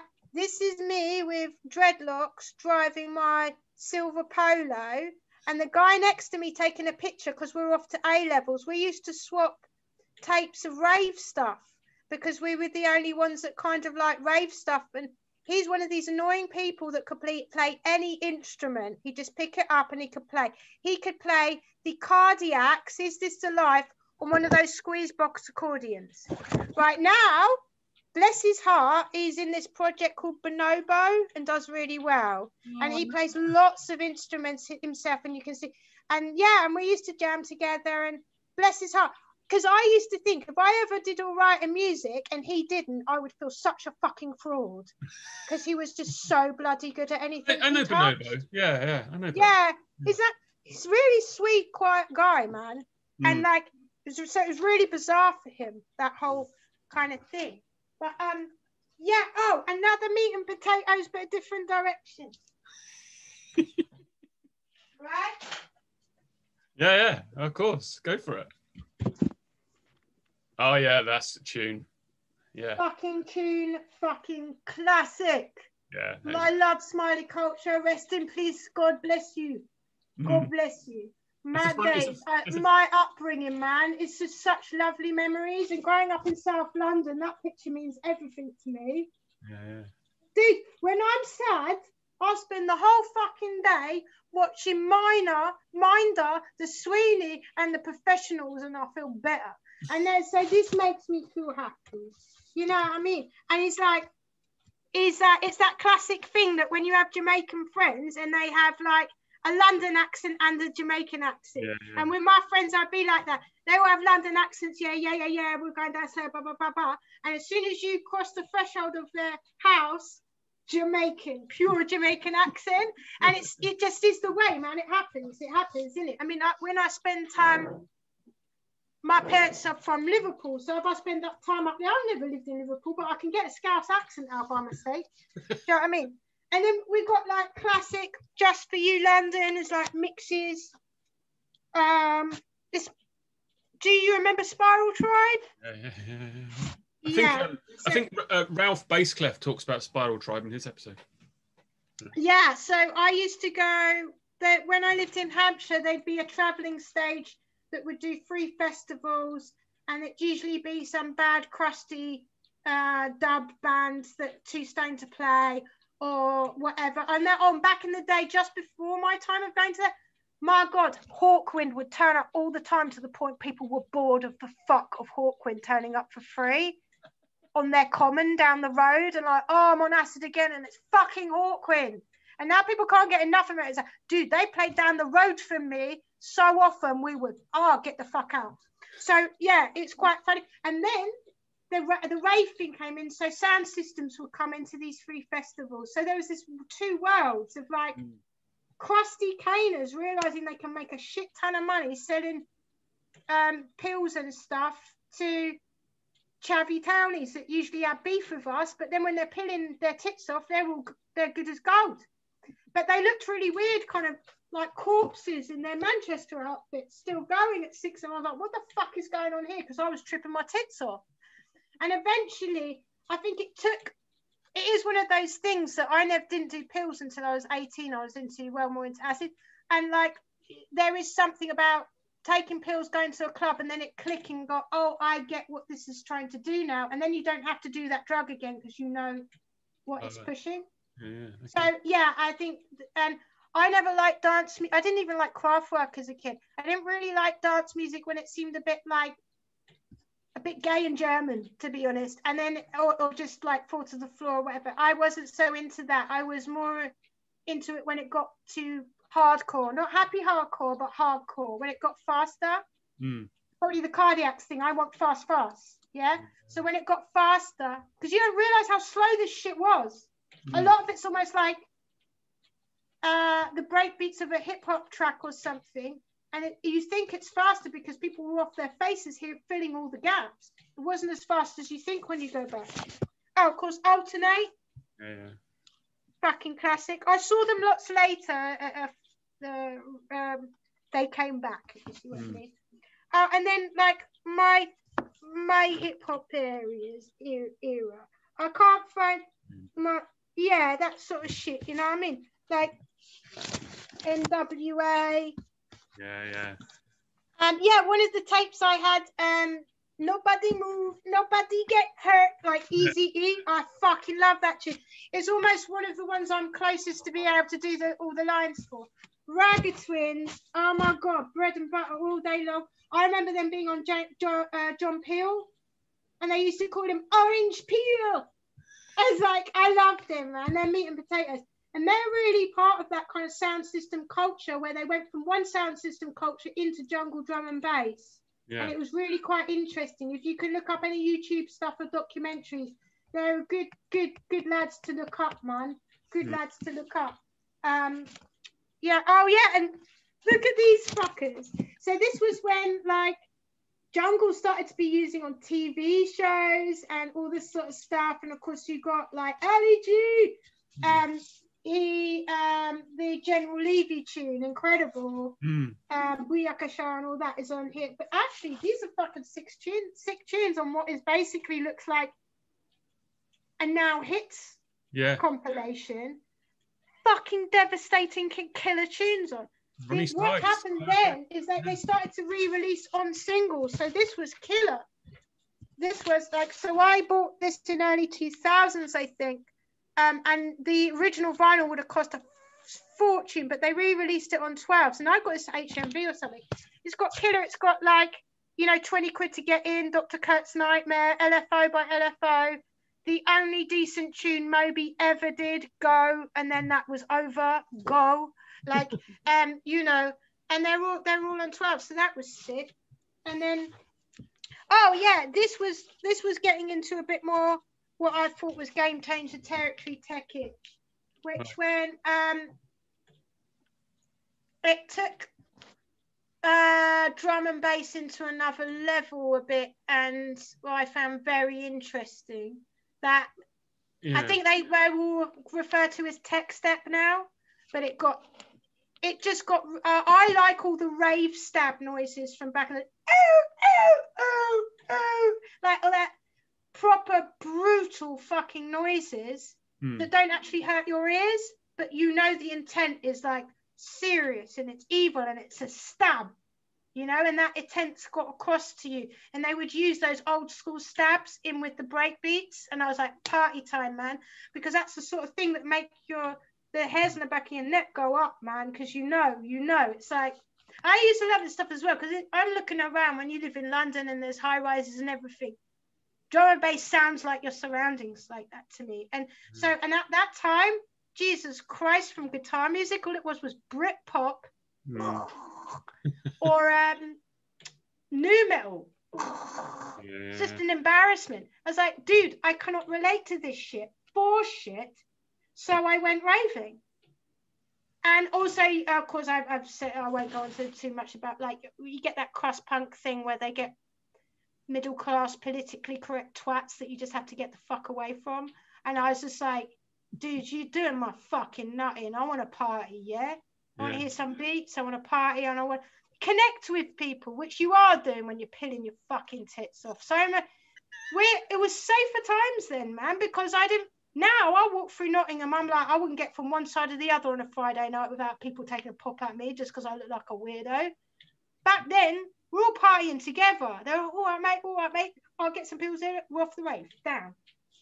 There was a lot of togetherness from back then. So, yeah. You probably should ask me a question whilst there's a gap in my monologue. No, it's cool. Like, it's just, I have these subjects, but if you just want to talk about records, that's fine. Like, I have two other piles, but they're not as big. Yeah, well, I only have the questions just to like prompt it and have some foundation. But shall I go through the other piles and then you can ask me? No. Yeah? I'm perfectly happy to not worry about the questions because okay, it seems to be flowing quite nicely. Don't worry. Right. So I'm gonna go for what you wouldn't expect me to have. Yeah. Go for it. Yeah. Right. So now this is a confusing one because I don't know if I was saying we were recording before when I said, well, it depends who you talk to. Like, I've known Phil Mann from Silent Front for fucking time. He had no idea. He's like, I didn't know you were into all that jungle drum and bass shit. I was like, yeah. And like, if you talk to my jungle rave mates, I'm like, I didn't know you played guitar. Yeah. Do you know what I mean? It's like, and for someone to say, I didn't know you're into the jungle drum and bass shit, when I'm like, when Red was like, yeah, but her name is Gill Dread. She is jungle. Like, how can you not know that? Like, so it's like, yeah, it depends who you fucking talk to. Yeah, actually, it just as an aside, I don't know if anyone can read that, but it does say Gill Dread there. Yeah, it's true say, man. Yeah, true story. Yeah, no, I'm not saying it's not. I believe. Yeah, exactly.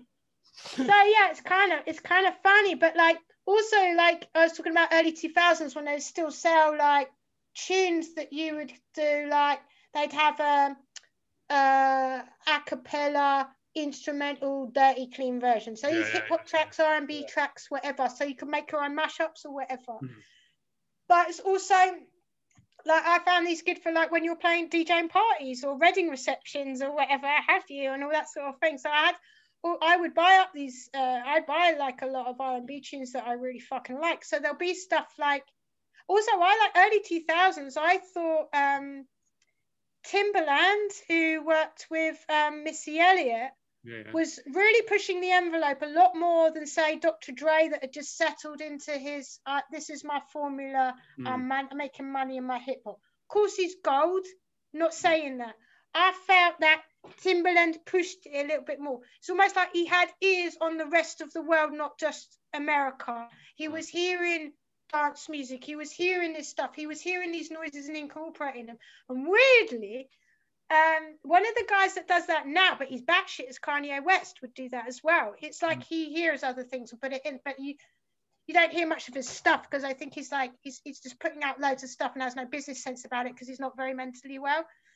But anyway, I quite liked a lot of in that era. You had a lot of like what they called Neptunes, NERD. Their production I thought was really good. So there were things like I thought Toxic by Britney was a cool song because they had done that, and that's a sick tune. There was some, so it was like that era of like a really good producer, and then these puppets doing whatever in the front. And I was like, yeah, I like these fucking sick tunes. So there's some things that I've got like that, to be honest with you, that people might be shocked about. But I'll start with the first one because this will probably make you laugh out loud. Because it's one of those, if you want to get the party started, you need the girls on the dance floor first, right? Okay. This is how you get the girls on the dance floor, Joe. And I ain't fucking lying. This is how you do it. Don't fucking... Now, if you want boring girls on the dance floor, that ain't a party. And so I'm not talking about that. I'm talking about this. Yeah? That's how it works. That's how it fucking works. And then we have a bit of... You down with?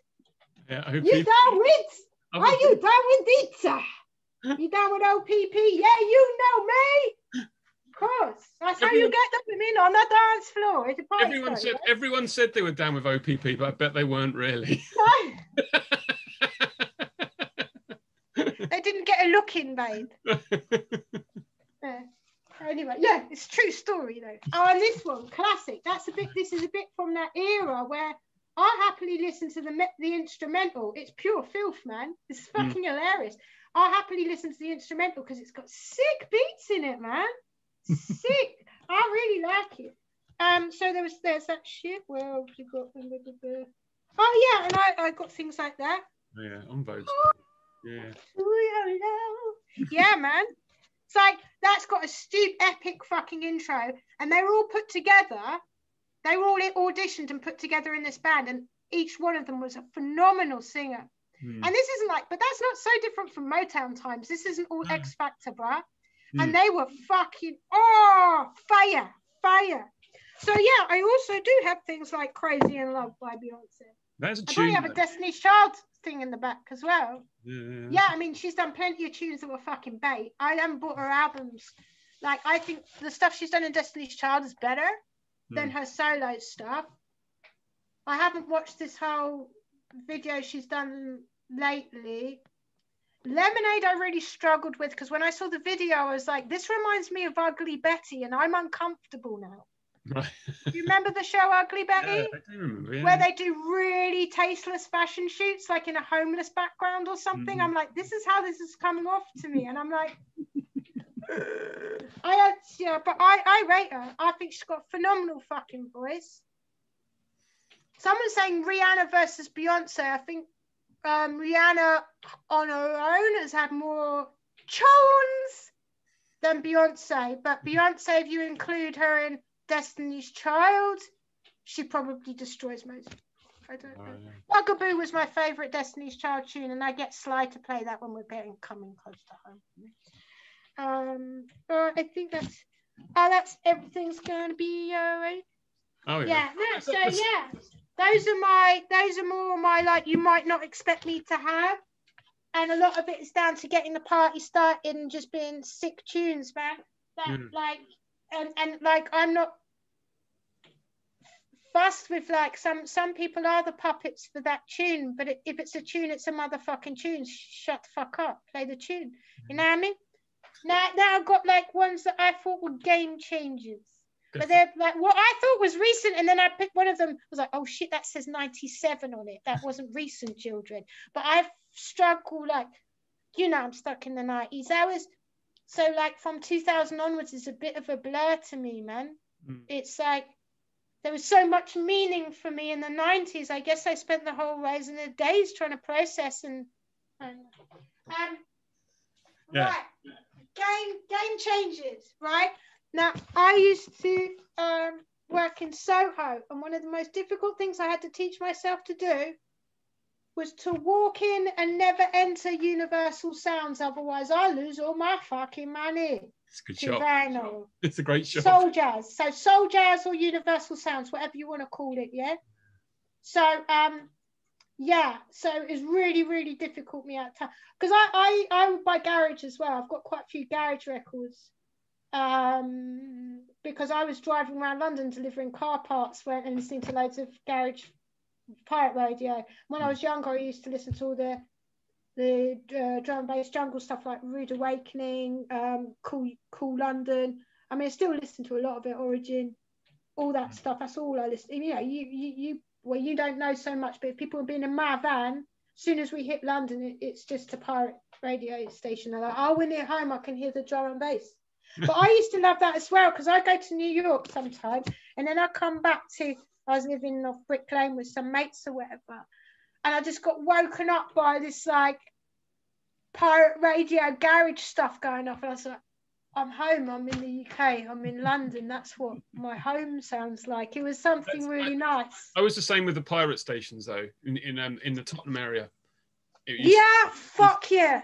There's a really good documentary about that. You should check it on YouTube. Yeah. I used to really enjoy listening to it. Yeah, because we've got a weird history of that, because we were the only people that's made up some bullshit. I think it's partly, right, everyone hates Thatcher, I know, but I think it was partly her fucking push, where they made up some bullshit of why they didn't want people to be using the airwaves, which was a kind of gone by bullshit thing. They were just putting their fish down on something, on youth culture in a lot of ways. Once you unpack it, it turns out to be more that than anything else. And that's why the documentary is quite a shocker. And when I was talking to my Netherlands mates, actually, last time we played the Netherlands at Bruxa, wicked. Because Netherlands and Belgian people, often they're like, same as me, man. They'll like their drum and bass, tech step, and all this fucking other stuff as well. They ain't just like, I like this and that's that. Yeah. So they're well into drum and bass and all this, and hip hop and all the same sort of thing. So yeah, we were talking about pirate stations, and they're trying to get their head around it, because I don't think that had been such a bias anywhere else. It was a bit of a weird phenomena we had. But and then of course people just do nothing show. Oh my god, that's hilarious. Based in Brentford, right? Hilarious. Yeah, my boyfriend's nearly been caught on that show a few times doing his plumbing job, and he's like, oh shit, there they are. And I had pub mates that when that first came out YouTube, before it got brought on BBC, they were like, they couldn't work out if it was a real. They're good. The problem is, I know. Is they're good. They couldn't work out. Yeah, and that's how they get away with it, is because they're so damn good at it. Yeah. Well, they come from those worlds, you know they do. I think Beans is actually a producer, like, anyway. Yeah. Beats, sorry, not Beans. Beats. But yeah, and you know you can't mimic that well without knowing. And like, if you watch One Extra with the drum and bass, Skibbity, and all that sort of stuff, dude, there's comedy in it. Those guys aren't taking themselves 100% serious. Fuck off. There's comedy in it, and that's an English thing. If you want to survive this, you have to be able to laugh at yourself, otherwise you ain't gonna last long, son. And that's probably why our goth movement was quite different. Like, if you go, I've heard that if you go to Germany and Berlin and the still goth movement, they take it very fucking seriously. You're not allowed to here. You have to be able to joke, otherwise you're not going to survive. And I think that was also a problem with Venom as a black metal band from Newcastle. You can't survive an upbringing in Newcastle without a sense of humor like that. Yeah. But then it doesn't translate to other cultures that are coming from a totally different, and it's quite interesting that I find that kind of dynamic. Sorry. Right. These are the game changers that I really love, and they gave me a lot of pride. I think it only misses Smiley Cultural by 1 year, so I was a little bit upset, but it's fucking sick, man. This is two albums. Oh yeah. Can you see? I don't know if I'm catching the light off it too much. No, it's cool. Yeah, we can see. Yeah. Nice. Yeah. Yeah. And this one as well. Are they on Soul Jazz? Yeah. Well, that's where I got them from. Yeah. I bought a lot of dubstep at the same time. When was this? Is 2008? Oh shit! I did buy something. Yeah. That's Soul Jazz because it says. Yeah. Yeah. So yeah, all this stuff fucking killer, man. Killer. Because the thing is, when you start to look at, the dancehall influence over here, and then dancehall kind of influence hip hop in America, but we did different things with it. So if you want to compare hip hop and hip hop, we don't stand a chance, really, to be fair. No. But if you want to compare MC with MC, bring it fucking on. Do you know what I mean? Yeah. Come on, let's be fair. I agree. Yeah. Different thing. And I like it, but my era, the era of hip hop I like is pretty old though. It is the NWAs, it is the KRS ones, it is the Public Enemy, Tribal Called Quest, De La Soul, Wu-Tang Clan. Like I suppose that's more gangster. And that's a bit, like slice of life. To be fair, that is a big window. That's like a 10-year window you've gone there. Yeah, no, fair, but what I didn't like, I don't really like, this is where people get beef with me. I never got into Snoop Dogg. Right. I never got into that stuff. I appreciate him as a person and a character and a dope smoking legend, but it was never my bag. So I never got into this P. Diddy, what's the Tupac, and what's the other guy, Notorious B.I.G. Never got into that. And to me, at that point, it was a bit like hip hop had got so business that it was like, oh, let's grab. We're no longer looking for really clever samples. We're looking for a hit from the 80s. Yeah. That we know is going to kill because it owns, and then we're rapping over it to make monies. And I'm like. Yeah, I will say though, along with every other music type, what's on the top isn't representative of what's good. So what's happened there is hip hop got enormous and is still the biggest. So the stuff at the top, some of it's good, like Kendrick Lamar, I really like. Yeah. But if you go below the surface, so if you'd been going below the surface at that point, you'd have found the good shit as well. Yeah, no, that's why one of the times I went to New York and I just sat down with this guy and I just like, dude, this is the hip hop I like. Where do I look now? Yeah. And he just went, I hear you. And he actually got me into Outkast fairly early on. So I was like, oh, okay. But I needed guidance to find this shit. I really like Mos Def. I thought Black on Both Sides was like solid. Yeah. And it's very difficult to find a solid hip hop album. I think you get killer singles, but it's not often you have an entire album that owns. I don't know. Public Enemy did it, but I don't often hear it. I've got plenty that I really like, but I do think that it's just to say it again. I think that it's the same with guitar music. If someone just looked at guitar and said, "Oh, Coldplay," I don't like guitar music. It doesn't work, does it? Like you wouldn't be happy with that. I'm more than happy for people to dig up more stuff that is in the ilk of what I like. I think a lot of it was probably, maybe I was more East Coast than West Coast, maybe. I don't know. But I loved Cypress Hill when I was a kid.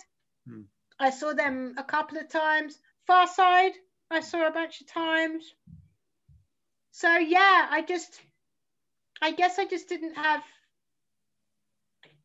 I didn't know how to find all the underground stuff in terms of hip hop. And so I'm in the UK, so I'm just looking in the underground that's on my bleeding doorstep, which was drum and bass, jungle, techno, and the whole rave scene, which was like an absolute revolution in music to me. Yeah. To me, I would rather call that the second punk. Yeah, I was going to say that's the proper second wave of punk there. Thank you. It is. I believe so. Because I was just going to say, you can't sort of compare like what was like if you listen to that first Stone Roses album, for instance, that came out around then. I think that has not stood the test of time. Really? And it has about 3 to 4 good minutes on it. Tops. Really? Yeah, but that came out of that time, and people were like, "Oh, this is a fresh wave of guitar music." It's so terribly dated, and it came out around the same time as all what you're talking about. Yeah. So what was the... Well, I think the whole thing with the Stone Roses and Happy Mondays is that they were trying to package the phenomena of rave music into a band, which is not an easy fucking job. And it wasn't, so I almost felt like people come together for a want and a passion rather than Meat and Potatoes drummer, Meat and Potatoes guitarist, blah, blah, blah. They went a bit jangly at points where you go, okay, because they probably got brought up with the Smiths. I cannot stand the Smiths. I cannot stand that style of guitar playing.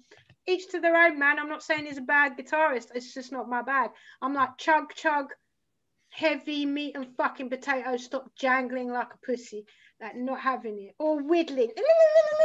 Wank off, man. Oh, you could do so fast. You could do so woo. Take it, Bruxa Maria. Play a fucking tune, bitch. Jesus Christ. So you know what I mean? Are you applying? Well, I love the Stone Roses. I loved them. Absolutely loved them. And I will still listen to it. Whereas my boyfriend is like, this, what is this shit? Yeah. He doesn't think it stood the test of time either. Happy Mondays, I needed a bit more convincing of.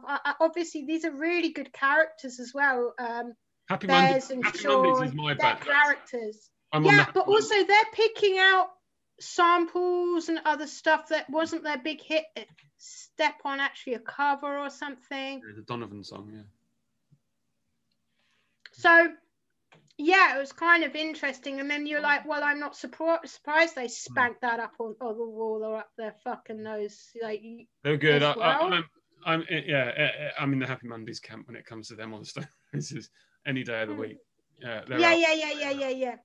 Well, yeah, above and I never, so like I'm a bit too old to really understand what the fucking fuss was about with Oasis. I'm like, dude, you had Stone Roses, you had the fucking Happy Mondays. Oasis are a fucking joke compared to them. Why are you even bothering? But I understood, like, once I started drinking in my 20s, I was like, oh, it's a camaraderie. Nostalgia thing. Is that your Noel Gallagher impression or Liam Gallagher? That's my drunk people in the pub singing to Oasis or something. Okay. Yeah, they're just like, you know, it's almost like a football chant. They want something to meld them together in their moment of drunkenness, and that sells a lot. So fair shout. Game changer. Game changer! Game changer! That's a new thing. The Body. Yeah. I heard Hail to Thee, Everlasting Pain. Now that sounds like my bag. Big miserable, small miserable goth that I am. Now, after driving Pale Horse on that first tour, we ended up in Ghent. We met this guy that one of the guys running it. The show works in a record store. Really lovely people, and we just got on. He just gave me shitloads of fucking weed and got on like a house on fire. And we liked a lot of the same stuff at the time. I think we're listening a lot to The Bug. Yeah. And so we kept on touch through the Facebook, and he would share. It was almost like the mixtape thing again. I love the mixtape thing. So, and he shared that, and I was like, I'd never heard of The Body. And this is like kind of, I think it's a collab actually, but it's got kind of dance music, kick, drum, with shouting and guitars in it, but it works. It's not slammed together in a contrived bullshit way. It works, and it's the first time I heard it work. And I was like, this is a fucking game changer, because I had been fucking about in two pieces trying to get like fuck with bass on. I can't even fucking play bass, no one was playing it, but you know, I was into drum and bass. So like jamming with a drummer, trying to do effects. Maybe we could have some really almost dubstep surges in something. But I just couldn't get it naturally. I was like, put it on the side. And like this, I was just like, fucking game changer, man. Fucking. And I was so chuffed when not long afterwards I was driving Arabrot on tour, and they played with The Body a bunch of times, and with you at the church. That is a fucking legendary show at that church in Bristol. Orange amps with crucifixes on, and it was in the church, not the crypt. So it was reverberating everywhere. So you couldn't really go fast because it would just be white noise. Now the first band was a two-piece from Australia or something, and they basically improved because they realized they had to play to the room. Yeah, they were cool. Right? And when they did that, they owned. Yeah, they were called Hotel Wrecking City Traders. Yeah, I don't think any of their stuff recorded is any good, but they owned that day. No, we did a split 12. That's just my personal opinion. No fucking beef. I live nowhere. No one cares what I think. Shut up. Just my personal opinion. You know what I mean? Like, but yeah, they set a standard that everyone had to go, oh fuck, because we're all back going, oh shit, they set that owns, and it set a standard, and everyone had to, and that was as a result the most mind-blowing show I've been to for. That was hairs in the back of the neck. Every band fucking came and owned, you guys included. Yeah, it was a good night. And if you're like, when you get like too fucking gay, but like, shit, man, if you got to pick up my record and rate it, Black and Ghold is a record of the decade to me. I don't believe that for a second.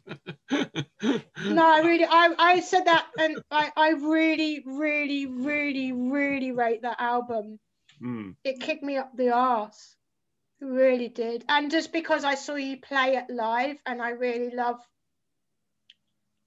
you guys own live, and you perform that well, and I really loved it. So because I was around you guys, I think that has a knock-on effect to me, is when I have the live impact, a record is almost referencing it, my memory.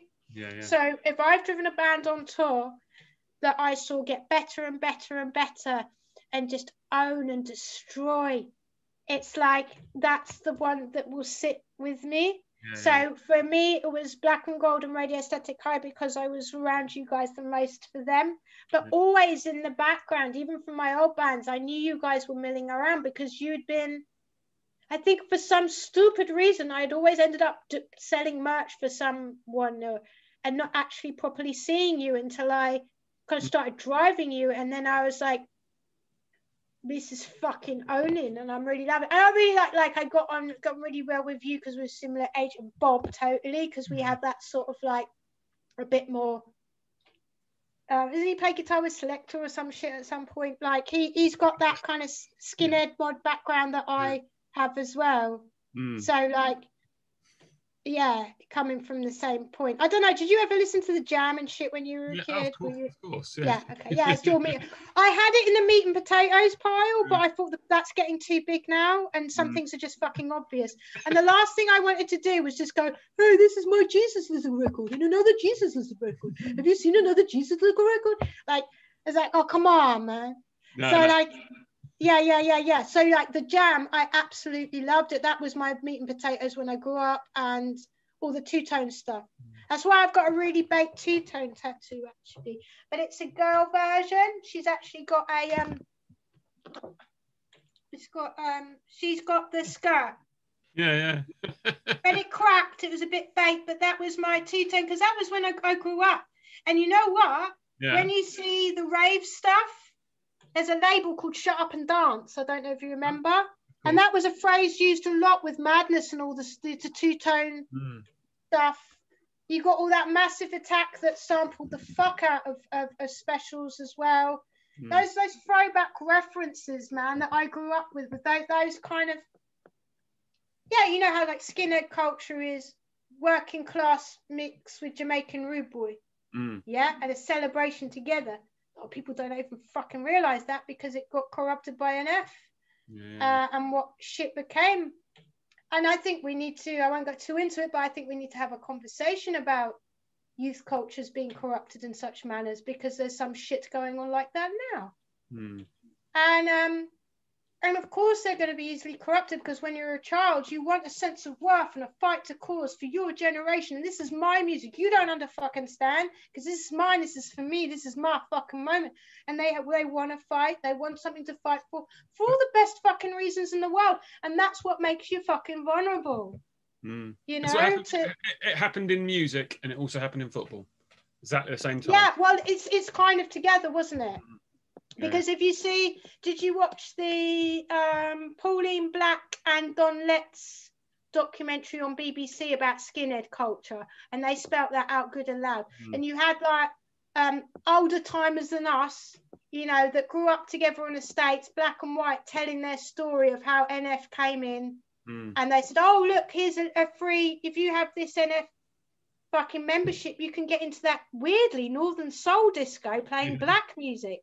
But that's how they did it. But their black mates couldn't. Of course, when you're trying to get your end away, you'll turn up to any fucking disco, wouldn't you? Red-blooded male. I didn't. But, do you know what I mean? So you're not unpacking this fucking shit and realising what's happening.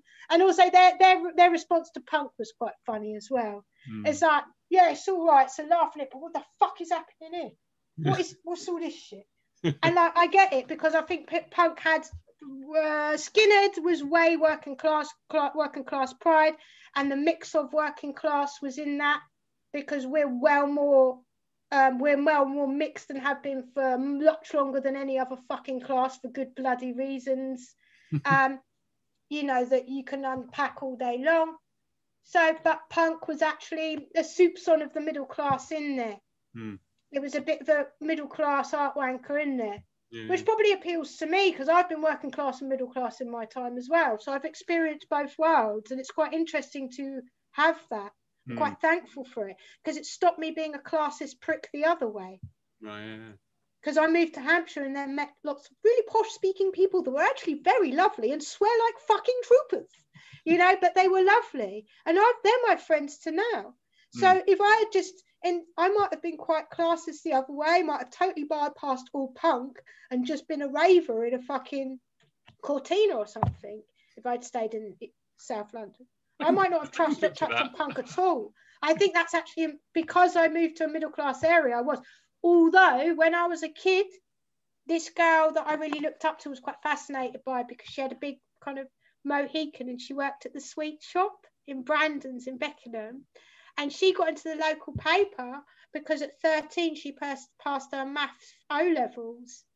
So she was the darling of our little suburb, whilst having a massive mohawk and selling kids sweets. And that's how you do it. That's how you do it. Do you know what I mean? You earn respect. You earn respect, and she fucking did. And I loved her. And I really looked up to her. Like, she's different, you know. But that was my only taste of like punk, other than, you know, it was more like having the Jam scribbled in the park or something. But like I felt, one of the reasons I probably got into punk is more because I had more of a dalliance with middle classness at that point. And if I hadn't, I probably would have gone straight into the rave music. My boyfriend's like that. He got into that. He was in Ursa, but he got into hip hop before anything else as a kid. Right. That's what he got into first. He didn't grow up in West London in Brentford. You hear hip hop first, and that's the stuff. Like really old school shit. Like the drummer in the last band I was in, Milo, who's Milo Smeets, who used to play drums for Chrome Hoof. He's a phenomenal drummer. He also makes a lot of techno and stuff like that. Yeah. So his era of hip hop is proper like electro early. He was making tunes on Ataris and shit like that. So. Yeah, I'm not that old school, but my boyfriend is a little bit more old school, but then like the Public Enemies, and then again we kind of drop off after that era that you say, which you really would have, and I went more the direction of dance music, more like, I suppose, of being to the Skinhead thing as well, being more into all the Trojan compilation things that we'd play. Little CD boxes. And Universal Sounds, all the rhythm-driven stuff, where it's that beat and every person's doing a tune to the dance all way. I bought records like that and didn't realise what I was buying. It'd be like 10 songs. You'd be like, oh, awesome, 10 songs. You'd be like, sounds very familiar. There's a really good breakdown of this on Bandsplaining on YouTube, and he breaks down dancehall. And it's also interesting, he opens up other things about, because I think, Jesus, it's probably a while now that we've celebrated 40 years of sound system culture here. I think it was probably 10, 20 years ago. But yeah, it's a lot of, sharing the playing of your record with your big sound system, and then people emceeing and getting the crowd going. That is it called the godfather of hip hop, kind of brought that dancehall tradition over and then created hip hop, because he's mixing middle eight into middle eight, and that's the shit you want to dance to, which also filters into the modernism of rave music, where it's for the function of dancing solidly. Yeah. You know, that's what it's for. So they needed 2 copies of the Incredible Bongo Band song, like to just constantly loop that 8 bars, and then have the other 8 bars just straight on and just keep jumping from one record to the other. But you'd have to have 2 copies of the same record to make it happen. Yeah. And that sort of thing where like you get into early 2000s as well, where you had all those mod guys trying to dig out really exclusive break beats from some exclusive fucking Northern Soul record and stuff. And of course the Amen beat that got used on drum and bass, and actually tried to, they raised money to give money to at least their family, because that made, it's like ka-ching, ka-ching, ka-ching. That's just been it's really that's what I'm interested in. Is like when you bring out a really interesting break beat, like when the mods are into that, it gets a bit obsessive. And this is where I'm like, what the Fatboy Slim is Satan himself, because he understands good beats and then makes that shit with it. You just destroyed really good music, and you know it's good music, and you did that. What's wrong with you, man? Anyway, so I really like when they're unearthing these really good beats and actually doing something with them. Yeah. No, I agree. Actually, Soul Jazz has just reissued that Amen Breaks 7-inch. Oh, okay, yeah. But, I mean, I did have another record somewhere. I've got like Eddie and the Equals record. Eddie Grant when he was in a mod band. Oh, yeah, cool. And it's wicked. You'll see when you hear it, it's one of those things. It's like you go, oh, I've heard that on a car advert. He's got a wicked voice. Shit like that. And because I always used to work at a record store, and like there would be like a lot of mod git guys there and stuff like that, and they're finding breaks for sick tunes and samples and stuff. You used to work in a record shop? Yeah. Where was that? Oh, well, weirdly, this is where I know half of Terminal Cheesecake from another life. I worked at Reckless Records, and Gordon actually worked there for a while, but he left before I was there. But we knew a lot of the same people.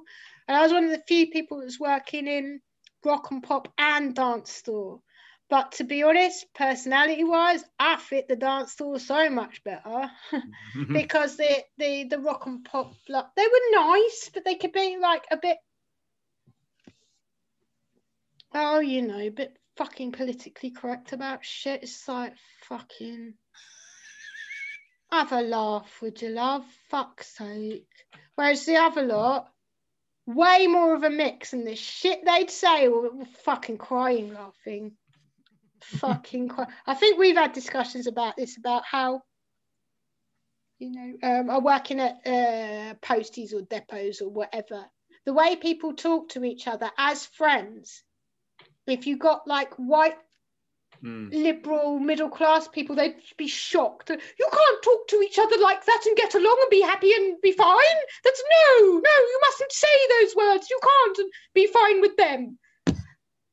Don't fucking tell me how to fucking speak to my mate. I like your or vice versa. I like it when you get the posh voice out.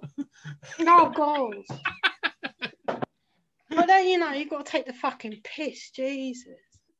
But yeah, no, it's fucking, yeah. I've never really understood that shit, and it got a bit on my tits. There was a bit of a culture clash with some things, because the punk guy was taking charge of the reggae 7 inches. Right. So he wasn't buying in any of the stuff that was not politically correct. I was like, if you want to get politically correct about reggae, ragga and stuff like that, you're going to have a small box, my friend. Yeah. So the dance store was really like, dude, we'll take care of that if you want. And he just wouldn't because they would buy stuff that people wanted to buy. Right. Okay. Do you know what I mean? And I can understand, because you can unpack this conversation all day long, because I wouldn't be happy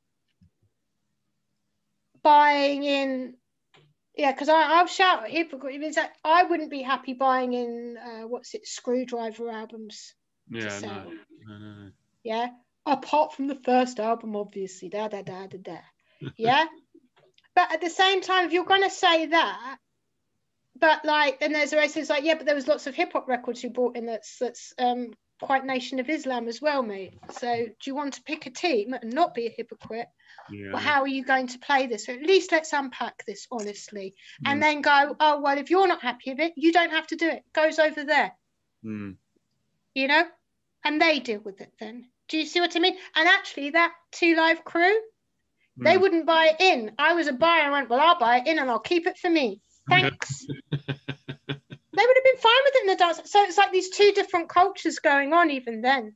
Right. And, but I also found that it's a bit, that's why I struggled. That's why I much prefer the dance rave cultures, just straight up chatting, no like pomposity of I'm intellectually and morally superior than you and I'm going to tell you how to be and how to speak. I was like, oh God, fucking get your head out your ass, man.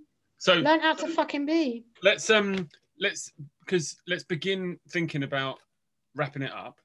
Oh, fuck you. And because I want to just ask what the future is for the band and where you're at, if you're allowed to talk about it.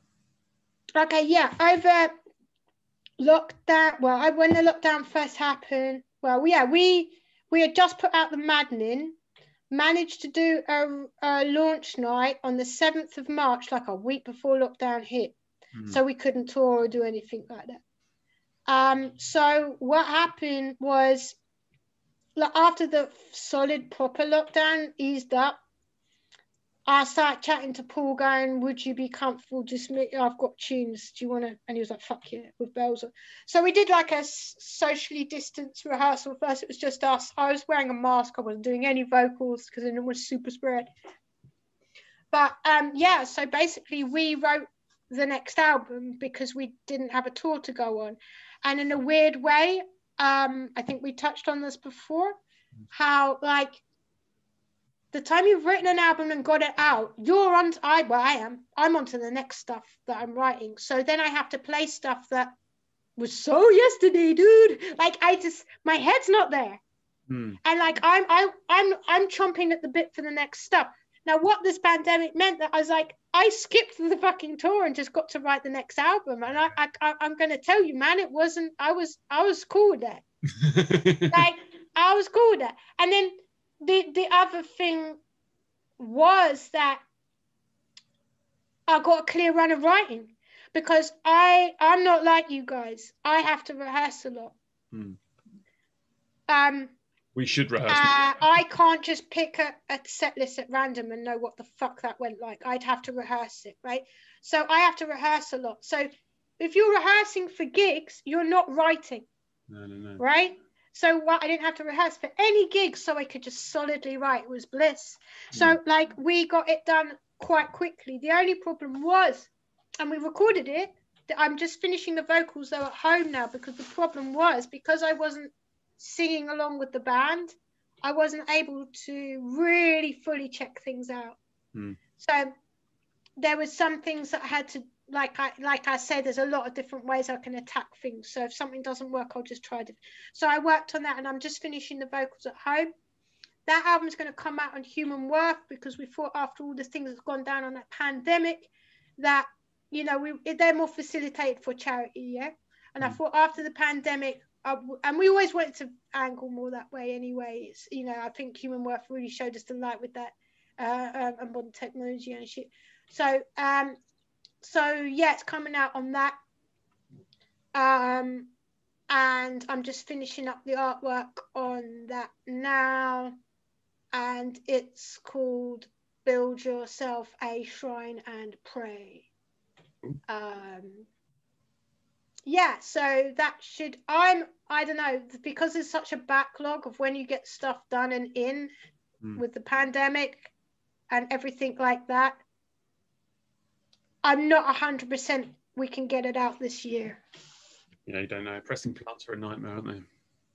Yeah, it's a nightmare, and also you don't want to get, like, you know, people tell me don't put an album out in December, and don't put an album out in January, and all this other fucking shit. I don't think that's something I don't believe in, by the way. Oh, okay. Shout. Well, you know what I liked when I first worked with Rosic for the first album? Is like, because you get so used to shops and stuff, things being released on a Monday. It's like, fuck that shit. Like, it's like, get on a Friday. Stuff like that. It's like, why you end up doing things out of tradition, and that tradition doesn't even make sense in a new technology. So yeah, I get it. The music industry is it's built to be changed by people, and it's built to be changed by the people like yourself and us all doing our thing at the lower level, and what we're doing will influence what is going to happen in a few years' time. You don't need to buy into releasing things at a certain point. You don't need to buy into doing anything in the way that is traditionally the way. Yeah. I just want to show you a couple of records that I think, if you don't know, you should get into. Oh, fuck you. Educate me, Joe. Educate me now. The reason I picked this one I'm ready for educating. No. I'm not like educating. I'm just saying that the reason I picked this up is because I'm embracing.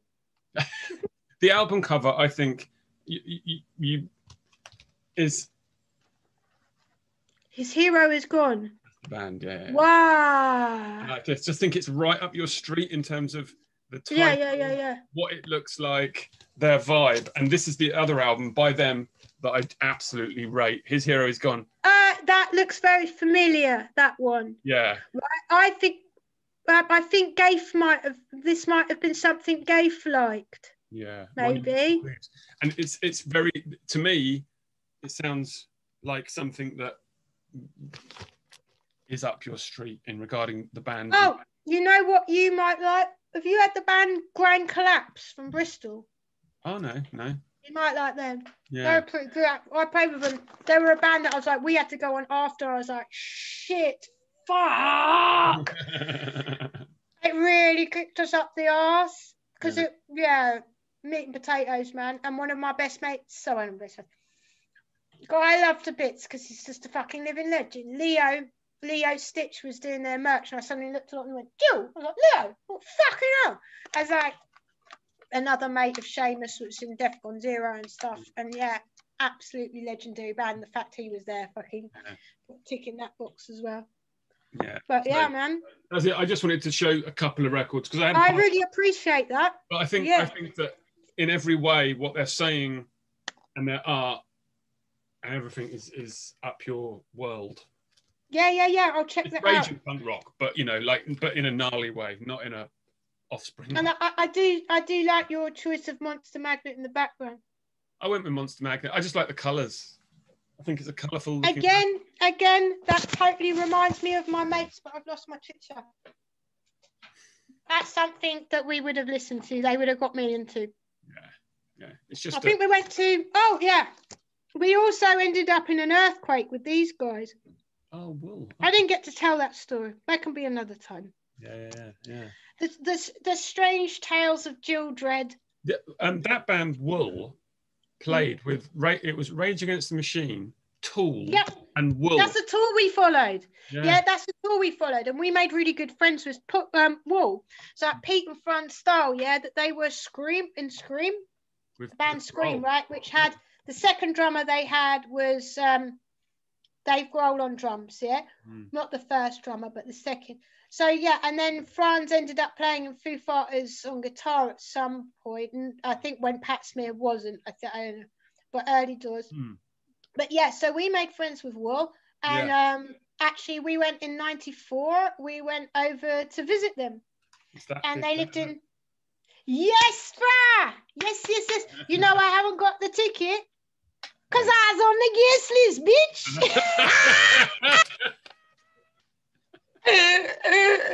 Let me find my laminate. That was sick. So we went over to visit them, and it's in North Hollywood, and they live together, that band. Fucking crazy people. That's like Silent Front. You want to kill each other? Okay. And then down the road in another bungalow lived Maynard from Tool with the guy from Green Jelly. Do you remember Little Pig, let me in? They lived, and Maynard had like cockatiels and parrots in this conservatory bit, and they went, fuck you, asshole, fuck you, all night. And then like down the other road is it Angelo from Fishbone? Oh yeah. Cool. Legend. It's like Stella Street. And came over to hang out as well, because I think half of them live in Joshua Tree or whatever. Yeah. So this is in 94. I'm 17, right? And they're all a bit older than me. I think it's for my mates. Oh, her 21st. Nikki's 21st, right? And whilst we were there was an earthquake at 3 in the morning. Cool. Like a full fatty, yeah, proper scary. And yeah, like people were like, what the fuck was Angelo from Fishbone goes, ah, with, I don't know, in his slippers and curlers in his head, what the fuck? So, and all this chaos going on, man. And then so yeah, we were in an earthquake, and it was really, really like a serious motherfucker. So I wasn't allowed, I couldn't get on the plane back home because the airport was shut. And a couple of my friends that were staying longer decided to move out into each different areas, I think, like to visit other people. I think one of my mates went to visit, oh God, where was it? It was the dude from Beatniks and Disposable Heroes of Hypocrisy, but Michael not Michael Franti. Franti. No, the other guy. Oh, the other guy, okay. Is that the short Filipino looking dude? I can't remember. Yeah, no, can't remember. Way over my fucking head. But anyway, them was the times of those times. And eventually, eventually I got back from that earthquake. But then, so if you look at one of the Wool albums after 94, it will say To the Earthquake Girls, and that's us. Oh, cool. That's us. So yeah, and also then later for Nikki's 40th, like I think it was, so that would have been, oh shit, I don't know, was it 2011 or something like that, or 2012 or something? We went over there for a 40th and saw Pete and Hutch, you know, and Pete suggested we go to LA Gun Club for something to do as a tourist thing. So we did. It was like me, Nikki and Biggie, and we were like 3 old women. We'd be given this like fucking 99mm fucking whatever, and I was like, okay, I'll keep charge that we're loading it properly, and you keep charge of you standing properly, and then you get to choose your posters that you shoot at and everything. Fucking hilarious. I chose this plainclothes 70s guy. Turned out to be a copper, and I got him right in the fucking mouth. I was like, well chuffed. Kept the poster because you can keep the posters. And then, and I was like, yeah, see, even if that was RoboCop, I would have killed him because I shot him in the mouth. So ranting. So it shit me up though when you've got the ear defenders on and you're hearing live rounds going around you. Or I don't know. It does make you get nervous, but it was bloody experience. Do you know what I mean? I thought, well, I need to experience it, even though it's not massively my comfort. And then I can earn that fucking AK-47 on my back on the first cover, then, innit? I shoot guns, bro. It's all good. I hit. Good. Anyway, we'll end it on shooting coppers. Yeah. Let's wave goodbye.